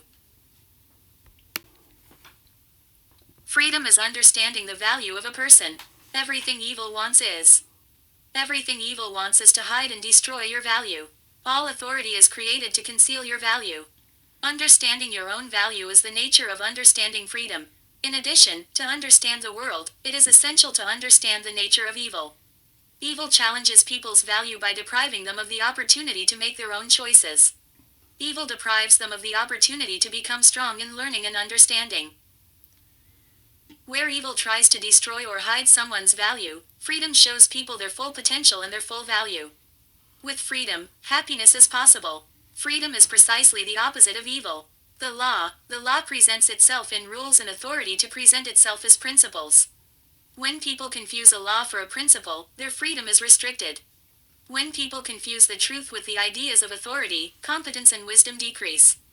This is the purpose of the law. An example of a principle can be found in thermodynamics. A liquid is cooler than a gas. This is a principle. Because this is a principle, it does not limit us but enables us. With this principle, we can condense and expand a substance between gas and liquid to create cooling. With this principle, we have more understanding and more power. Principles are truths that create freedom. An example of a law can be found in royal culture. A citizen owes homage to the king. This is a law. Because this is a law, it destroys freedom and makes slaves. According to this law, a person must neglect the use of their mind, speech, and actions. They must believe they are worth less than the king. Note that unlike the principle, there is no truth in the law. It is entirely possible to disrespect the king and therefore break the law. The law must be enforced because there is no truth in it. A law destroys freedom because it is a lie. On the other hand, a principle creates freedom because it is knowledge. What destroys freedom is evil. Strategy of evil. The world is simpler than it seems. Complexities can be found in every aspect of our cultures, politics, and economies. Every day, people encounter new ideas, a new twist, new insights, or a new symptom of our world. Many of these ideas are perversions of principles designed to elicit specific responses from people. Malicious societies come up with ideas to destroy people's free thinking. Some of the names from history for these ideas are socialism, fascism, totalitarianism, racism, communism, anti-Semitism, capitalism, terrorism, corporatism, political correctness, decency, science, religion. All these ideas were created for precisely the same purpose. They are all vehicles to confuse the minds of the victims of slavery. You are capable of understanding everything in the world around you. Your intelligence is not limited. Disruptions and complexities are introduced into understanding so that evil can reign. Evil wants you to believe that you are not capable of understanding your own world. If you understand the extent of your own value, then evil fails. Principles of intelligence. There are two principles relevant to understanding the concept of intelligence. The first is simplicity. The principle of simplicity states that intelligence recognizes truth. When a truth is presented in its pure form, all people are capable of understanding it. There is no truth you cannot learn. This is the principle of simplicity. Intelligence recognizes truth. The second principle is the principle of obfuscation. Obfuscation is the distortion of the principle. Obfuscation is the creation of false ideas to hide the truth. Sometimes this is simply adding ideas on top of the truth to obscure the nature of the original truth. Even ideas that seem perfectly appropriate can be used to bury simple truths. Obfuscation is used by evil to confuse people's minds. Obfuscation distorts principles so that people will not be able to learn. Evil uses obfuscation so that you cannot acquire wisdom. It does this to limit your freedom. As children grow up, they learn that seemingly complex ideas are actually basic principles. What may have seemed impossible to understand at one point becomes great once it is understood. It is good to gain wisdom. With wisdom, you can do anything. The pursuit of knowledge will be easier for you if you let go of any idea of your own inferiority. Evil uses obfuscation to make people feel inferior. You are not inferior to other people, and you are not inferior to ideas. You have infinite value, authority. There are people who would destroy your freedom. They want control over you so that you cannot become the person you want to be. To control you, they use violence to take away the freedom with which you were born. You should never underestimate people's ability or cruelty. Evil will take possessions, destroy virtue, and shed blood. Most people try to create and not destroy. However, there are people who do bad things and they are extremely dangerous. They are called authority. There is no authority on earth that can legitimately rule your life. Born into this world, you and you alone control your eyes, your ears, your tongue, your hands, and your mind. Any authority that claims to be able to dispose of you and your abilities is a fraud. You were born into this world so that you could have the free will of life. Life is freedom. With freedom and trust in this world, you can learn and do anything. Anyone who tells you to surrender your mind, body, or possessions to authority is wrong. Freedom of choice. Understand that choices made of your own free will are not bad. There is nothing wrong with sacrifice, as long as it is done voluntarily. But sacrifice without choice is not sacrifice, it is slavery. Authority always demands things from people through force. Authority never asks for permission. The simplest authorities are regular thieves. They use extortion or deception to take things that you value. They can steal money, virtue by rape, or life by murder. Through their actions, they teach you that your value is inferior to theirs. The instrument of their authority is violence. There are other, much more powerful authorities in your daily life. They are dramatically more dangerous, profitable, and subtle. They teach you through twisted ideas that you are incapable or unworthy of living freely. Authorities teach that other people can manage your life better than you can. With a heartless disregard for your value, you are ordered to behave according to someone else's ideas. The degree of danger is evident from the extent to which these commands are generally accepted as good. Destruction of freedom. Evil is the destruction of freedom. It cannot be said more simply. Everywhere you look, you find the obfuscation of evil. There are countless ideas that are taught about the nature of evil. Every false idea has been created by evil to hide the truth from you.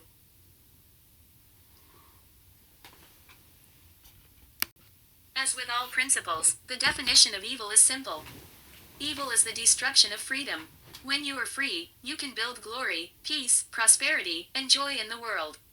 You can find all of these things around you. Men and women like you have built these things. Evil creates slaves. Evil is found in words like violence, coercion, taxation, theft, disapproval, and politics. Note that there is no joy in such things. None of them has any value for humanity.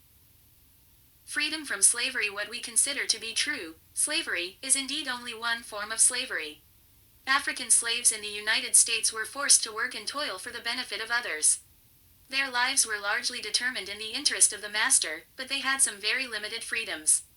Some were able to create different traditions and maintain families. They did their best to build joy in their lives despite the tyranny imposed on them. Because they had control over parts of their lives, were they then free? How much freedom does a person deserve? How much freedom can be destroyed before we recognize that it is bad? Slavery is not a concept of totality. Slavery exists wherever the freedom of man is destroyed. Theft and bullying are slavery. In history, people of all possible origins have experienced lifelong slavery.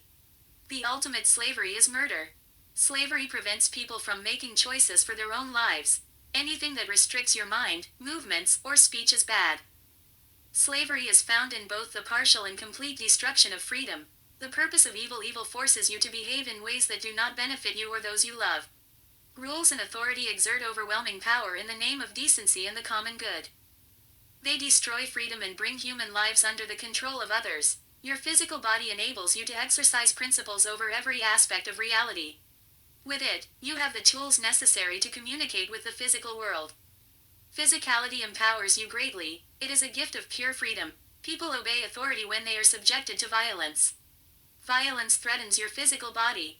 It threatens your interaction with the physical world. People who are victims of violence are forced to obey because they want to protect the freedom their body offers them. Pain and mutilation limit your ability to deal with your world. Death completely destroys your freedom. The lie of tyranny is that you preserve the freedom of life by obeying authority. The choices it offers you are a life of obedience or death. Evil is the master of deception. The goal of evil is not violence, but obedience. The goal of violence is to enforce obedience. Its design is the destruction of freedom. Whether you submit to authority and obey, or let yourself be physically destroyed, you have lost your freedom. The only way to maintain freedom is to fight against tyranny at all times and at any cost.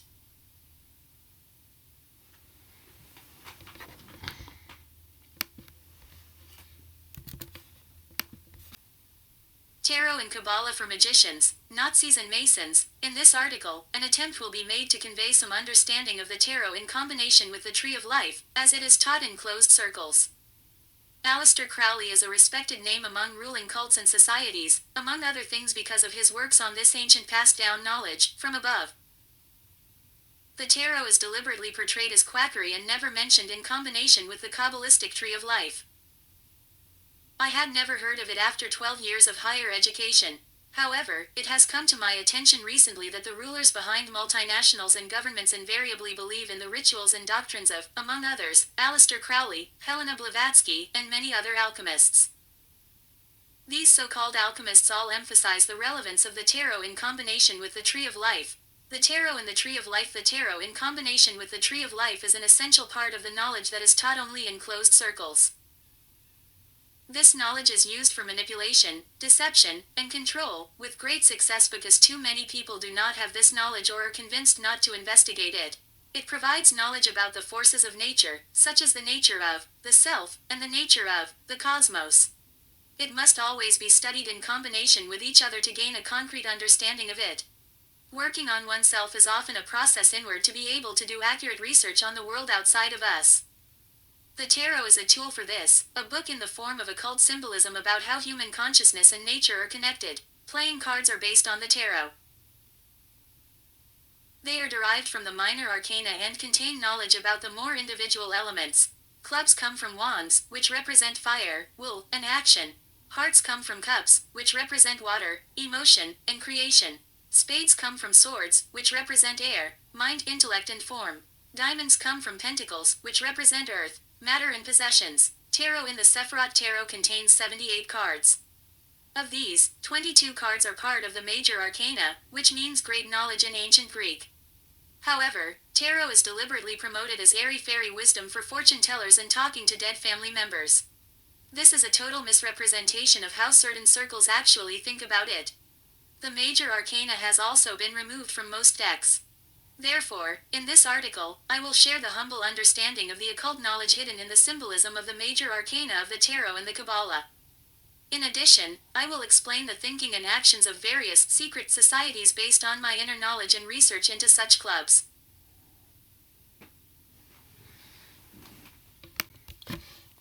Below you can see tarot cards about the self, in combination with the tree of life or the microcosmic tree of life. We start at the bottom of the Sefirot tree of life with card number 10, which is shown enlarged next to it. This is the Wheel of Fortune. This card represents the physical world where we gain experience. The Wheel of Suffering, which we experience in proportion to our level of ignorance. Meaning of the Wheel of Fortune. The angels in the corners represent the writers of the Gospels, Matthew, Mark, Luke, and John. They are also Michael, Raphael, Uriel, and Jeriel, representing earth, air, water, and fire. The top left angel represents winter and also air, as well as swords in the minor arcana. The eagle that doesn't read the book represents indifference. The animal is powerful, but indifferent to knowledge. The eagle also represents autumn, water, and cups in the minor arcana. The bull that reads the book represents laziness or stubbornness. The bull is assertive, so why does he still need to read? It also represents spring, earth, and coins in the minor arcana. The lion that reads the book represents cowardice. The lion is brave, so why does he still need to read? It also represents summer, fire, and wands in the minor arcana. The fox, human, snake, and sphinx. The angels are subject to malicious, cunning, represented by the fox, human, and subject to dualism, represented by the snake. The Sphinx with the sword represents the guardian of knowledge, guarding the sun, with the sun representing knowledge, light. I have also heard that the Sphinx is a dog with a woman's head, symbolizing the dog star Sirius or Canis Majoris, the brightest star in the night sky. The woman's head is because it's night. The moon has been associated with femininity for centuries because of the 28-day cycle of women's menstruation and the phases of the moon. The wheel in the center represents the cosmos and the different forces in nature. From the signs on the wheel, you can derive the following words by rearrangement. Rota means wheel in Latin. Tarot is also in the wheel. Torah means law or word. Arat means to grow in Latin. Orit means to speak. Eter is the Egyptian goddess of love. The tarot wheel brings order by telling us the law of love. Next is card number 9, a vertical step up in the tree of life. This is the hermit. Meaning of the hermit. The hermit represents the recluse or the beginner. The newbie. A state of consciousness that has identification only with the physical. The hermit knows that he has been in darkness and illusion, hence his downward gaze. He longs for more knowledge, light, which is depicted with the star in the cage.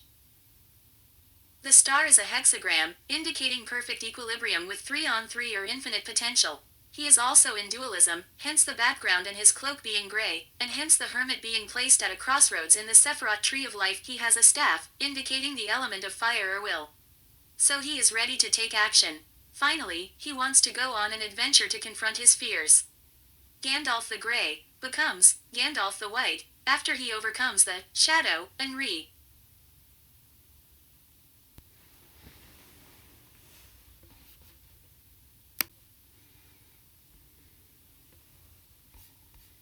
Gandalf the Grey becomes Gandalf the White, after he overcomes the shadow and reincarnates as a new Gandalf.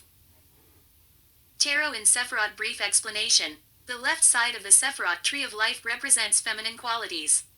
Feminine is defined here as internal characters or character traits. The right side of the Sefirot represents masculine qualities. Masculine is defined here as external characters or character traits.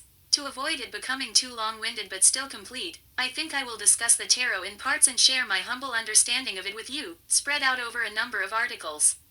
You can read Tarot and Kabbalah Part 2 here. There is another reason for this.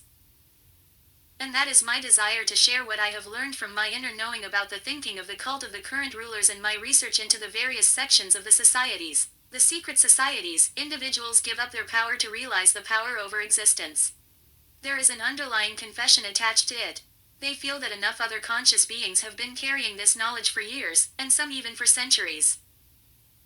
Most populations of people see external control as a necessary evil against death. The spiritual beings whose knowledge has been maneuvered. The experience of being able to acquire an inexhaustible source of knowledge in a Freemasonry guild is not unfamiliar to me. Knowledge is neutral, truth is even richer, more beautiful, and can be gratefully received. It is absolute, objective, and stands apart from any subjective experience that I was privileged to have. The layers of energetically bound individuals that semi-manifest chaos from top down. A theatrical unveiling of an unmissable and meaningful course of events is rightfully followed. The power of technocracy will be a tremendous development towards a pushback menticide.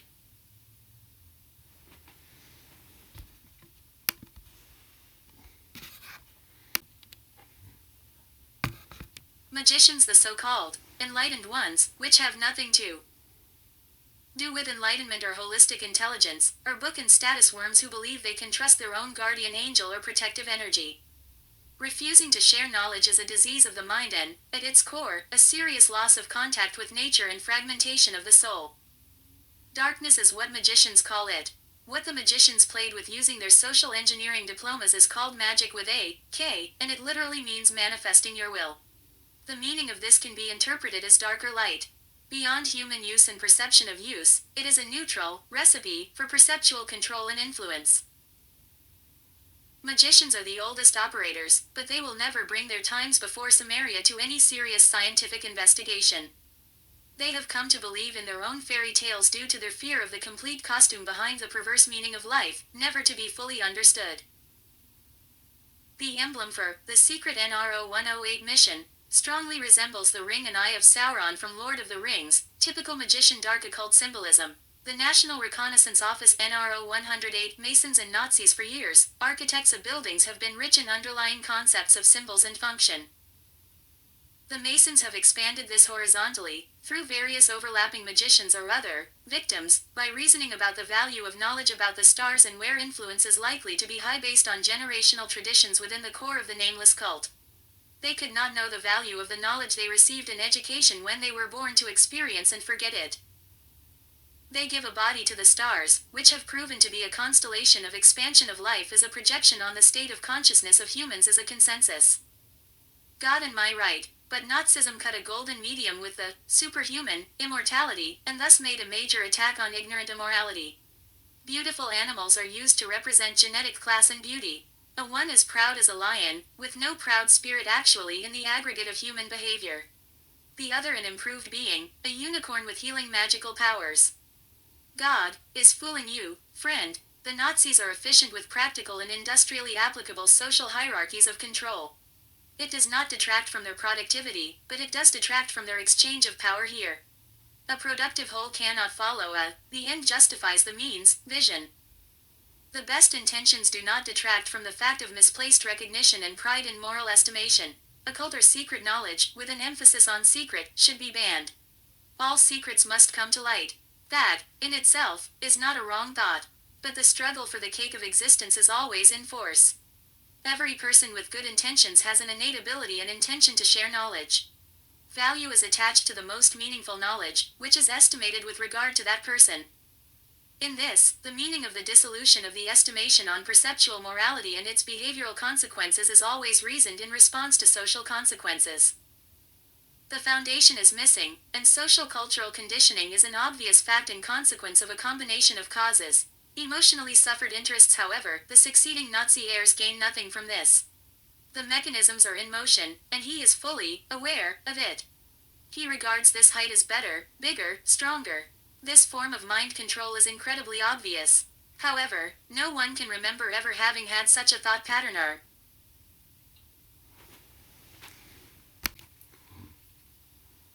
translation. However, no one can remember ever having had such a thought pattern or reasoning. Fantasy is a victim of magicians, ancient traditions hidden from our eyes. Magicians, however, are also vain in their totalitarian master-subordinate view of the world, resulting in a distortion of nature and perspective on human behavior in their symbolism. It creates an ideal Hegelian dialectic that respective groups of individuals have been ingrained in their blood. Then there are the Masons or Freemasons. The various Hermetic schools and teachings that have arisen from them date back well before the time of Rome. There could only have been a general ideology to want to teach Hermetic learning to people if there had been a conflict beforehand that provided enough generative fuel for this breadth of care to be exercised through concepts or ideas of the time. Freemasons are dreamers. They are freedom fighters. They are the ones who can purely pursue their dreams with good intentions. If this perception of them disappears, then any form of power outside of themselves is a tool that they must decide to use.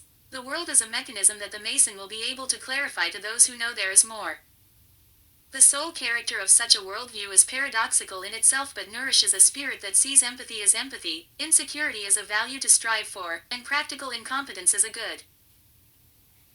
Ignorant altars that are studied for their value in the stars. It has been a left-hand path since the foundation of democracy as a religion, from the concept of the United States. The founders were quite broadly educated and aware for their time. Nevertheless, it is no secret in the cult that they see themselves as the good guys. This is where the origin of the social lettering of society is rooted. Where adaptation to every woke norm is linked to a moral idea or behavioral change. The eternal struggle against the spiritual symptoms of consequences. The Masons do not talk about dark and light like magicians in purely astronomical intent, but as a good and evil in a morally objective perception of the image of their collectively connected set of concepts and beliefs that should achieve a certain vision. Masonic culture aims Masons, you have collectively misinterpreted Crowley's words and passed them down incorrectly to generations. Social engineering is not magic. The will that Crowley speaks of as consciousness is a spiritual being. The consciousness is an underlying and imperceptible consciousness that maneuvers organic self-creating clusters and at the same time stands apart from them. The will is us all, not an individual. Masonic culture is very noticeable in the Netherlands and surpasses the more individualistic Nazi culture. The Masons have taken an oath in a hierarchy based on emotional and meaningful weight in the form of brotherhood. A unity in all values of the perceptual, good, or light. The human experience is a reality dependent on truth perception. Nothing is everything. Interest in illusion disappears. The Masons are in the illusion of a hierarchy based on emotional guilt and illusory safety in societies between sovereign brotherhoods, embedded in mysticism, tradition, and child desire. Go to a meeting. They are very open about their ideology. That's how it spreads. The stars are not gods. Hierarchy does not exist in the organic. Creating is not an individual process. Nor is it a non-human process. Your level is 33, and that's beautiful if 3 pi conjured since it presents a natural science of consciousness in harmonic imitation. The truth must remain secret because it is non-human. Because the human experience for humans is that they have limits. The truth will be our end. Nothing is further from the truth. The truth itself is paradoxical from our conscious bodily perception on earth compared to spiritual forces, fighting amongst ourselves with each other. A created perception, with warring groups without identity and name, except in symbolism and occult tendencies. My feeling is that the logo on the left is a provocation from the Nazi corner on the Mithras of the Masons, and on the right a provocation on the magician's Hebrew Phoenician cult of the octopus Dagon, Yahweh. Anyone can be an artist. Underlying meaning is a collective with a group to value, and from their lay down an energetic and socially bound will. This flows with the energy outside themselves. They are guided by them. They owe everything to that giving. What do I mean by energy? A culture of values and norms in groups of 20 to 50 people who carry this energy from generation to generation. Wanting to be born free and not wanting to lose what one suffers from. You can spiritually reason the underlying meaning. The prerequisite for this is prior knowledge of the subject matter, that this energy is an idea. A concept, mentalism. Prior to physicality is the mental world. Social rules of behavior are not written down if you want them to lose their power. You feel it and reason experience from it. Individual experience is always valuable. The physical is not a permanence. Reality of an illusion, illusion of reality. The illusion of reality is that it has a beginning and an end. Are we as humanity not aware of the value that we are? There is nothing more powerful in the completely manifested universe that we observe than a sovereign individual. A sovereign being has the capacity to know the difference between harmful and non-harmful behavior. The dystopia of collective traumas in the present, of not only recent history. A quarter mega annum so through the development of the galaxy where consciousness was established on the physical. It has always been something beautiful. A life separate from you, where experience can be experienced. Personally, I have been a part of a synthetic power in a previous experience. The best intentions can transcend into willful darkness and ignorance.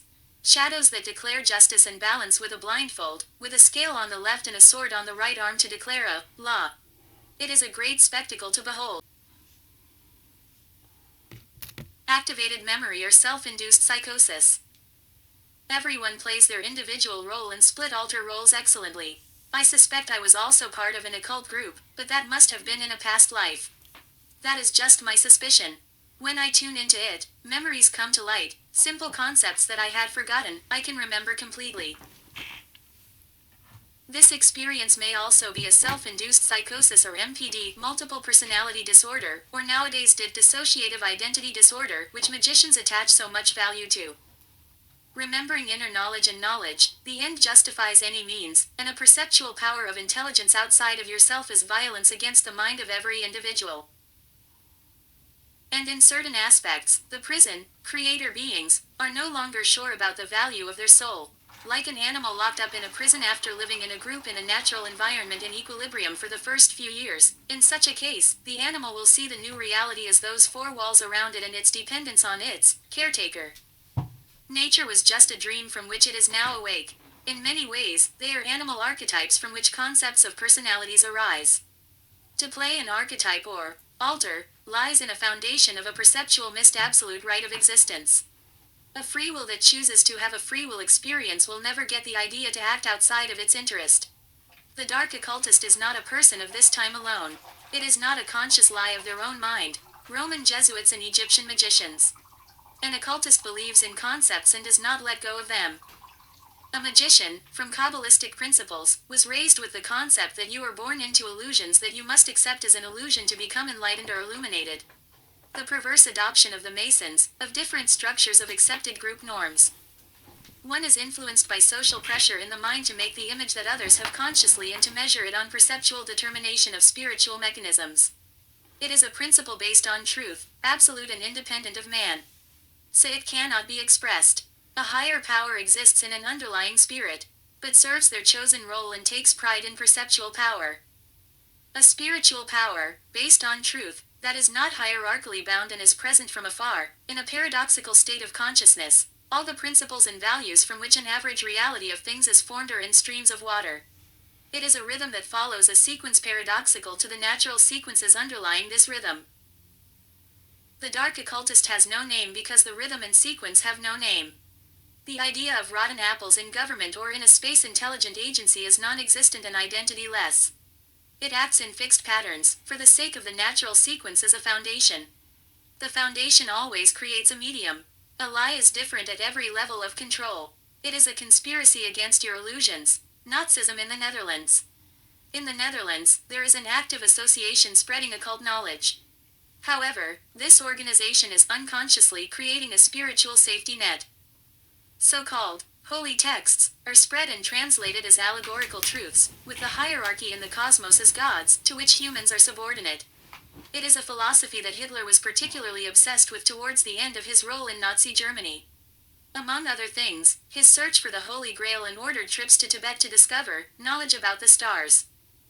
The common or collective good is placed as objective good, and the pursuit of egolessness and serving external powers as the highest virtue. It is indeed a religion and disastrous for truth-seeking people who accept everything this Nazi organization presents as authentic knowledge. Higher entities, 7 jewels of wisdom, fallen angels, humans are flawed, sinful and must do good for their karma personality from past lives and become selfless. Similar organizations have also flourished in the US in recent decades, under the guise of freedom. But it is the New Age program, where they promote blind faith in fortune tellers, kundalini energy, and other charlatan practices. Simply put, it is an old religion in a new guise, based on the worship of the 7 rings of Saturn or 7 chakras. Moreover, it is knowledge that you have to memorize, as the association in the Netherlands states. 21. Tarot and Kabbalah in the Sefirot Tree of Life Part 2. Kabbalah is the ancient tradition of studying the development of human consciousness and the world around him. The tarot is deliberately portrayed as quackery and never mentioned in combination with the Tree of Kabbalah. I had never heard of it after 12 years of higher education. However, for some time now, I have come to understand that those in power behind multinational corporations and governments invariably believe in the rituals and doctrines of, among others, Aleister Crowley, Helena Blavatsky, and many other alchemists. These so-called alchemists all emphasize the relevance of tarot in combination with the Tree of Life. The left side in the Sefirot Tree of Life represents female characteristics. Feminine is defined here as internal characters or character traits. The right side in the Sefirot represents male characteristics. Masculine is defined here as external characters or character traits. In a previous article, I discussed the first two cards, namely the Wheel of Fortune and the Hermit. Therefore, I will now continue by sharing the understanding of the other cards within the Tree of Life. It is depicted below on the left. This content may violate the first card on the bottom left and tarot card number 8. It represents strength and is an internal character trait, hence classified as a feminine character. It also represents courage, and is the first feminine card. She does not hold the mouth of a lion with strength, but only with her hands. She is overcoming her inner fears. It represents non-violence and a very strong inner will. She is crowned with an infinity sign, which means internal enlightenment. It also represents balance and equilibrium. Through this inner peace, she disarms her opponent. Red roses on white clothing symbolize the unselfishness of her desire to tame the lion. This desire stems from love for the lion. The green surroundings and blue mountains in the background represent nature. Due to her inner balance, she is invulnerable and stronger than her instincts, hence embracing the valuable connection with nature. The Chariot in Kabbalah, the first card on the right-hand side is card number 7, the Chariot. It is the first male character trait.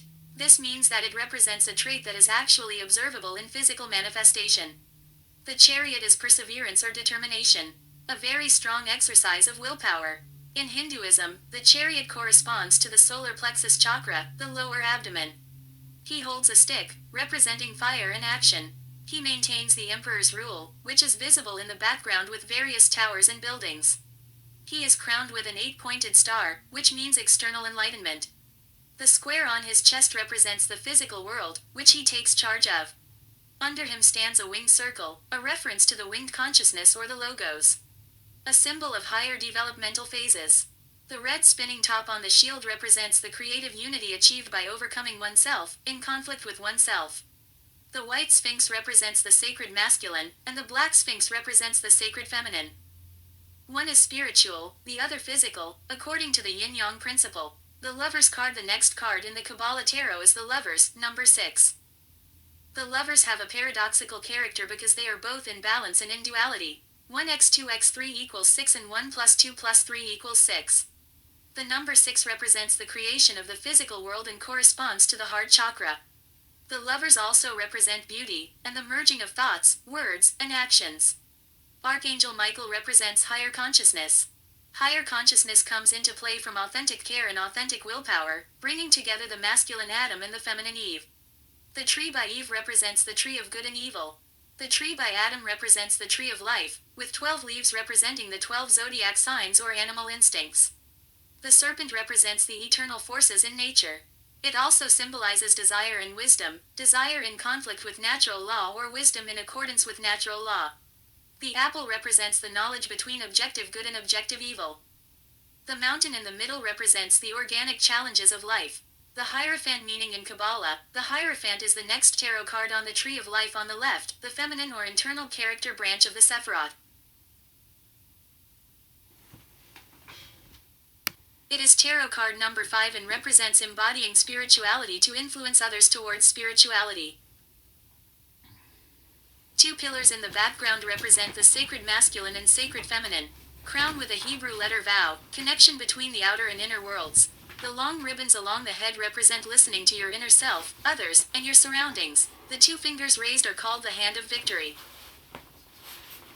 The index finger represents expansion and the middle finger represents law. White feet with a cross on them represent the transfer of spiritual order, spiritual laws to humans.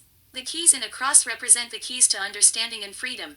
The staff represents master and shepherd, everyday man, which the Hierophant makes a connection between. The men in the corners represent recognition of spiritual authority. There are two men because recognition of external authority has a dualistic consequence. The man with red roses seeks knowledge from desire. The man with white roses seeks knowledge from spiritual awakening. The Emperor in Tarot. The Emperor is card number 4 in the Tarot deck and belongs to the masculine or external branch of the Tree of Life. This card symbolizes authority over physical reality. It represents leadership over physical matter. It is a male character, and that means the influence on others manifests itself. The device in his right hand is called an Ankh. The Ankh is the male cross and female circle combined. It represents power over life. In his left hand, he holds the golden apple. The golden apple represents rule over the earth. Purple mantle represents high status because it represents wisdom. The throne in the shape of a cube represents the earthly, the material. The Emperor is the instigator of this, and it begins in the zodiacs with Aries. That's why you also see 4 ram heads on his throne. The background is orange, which corresponds to the desire chakra. It represents pride and vitality.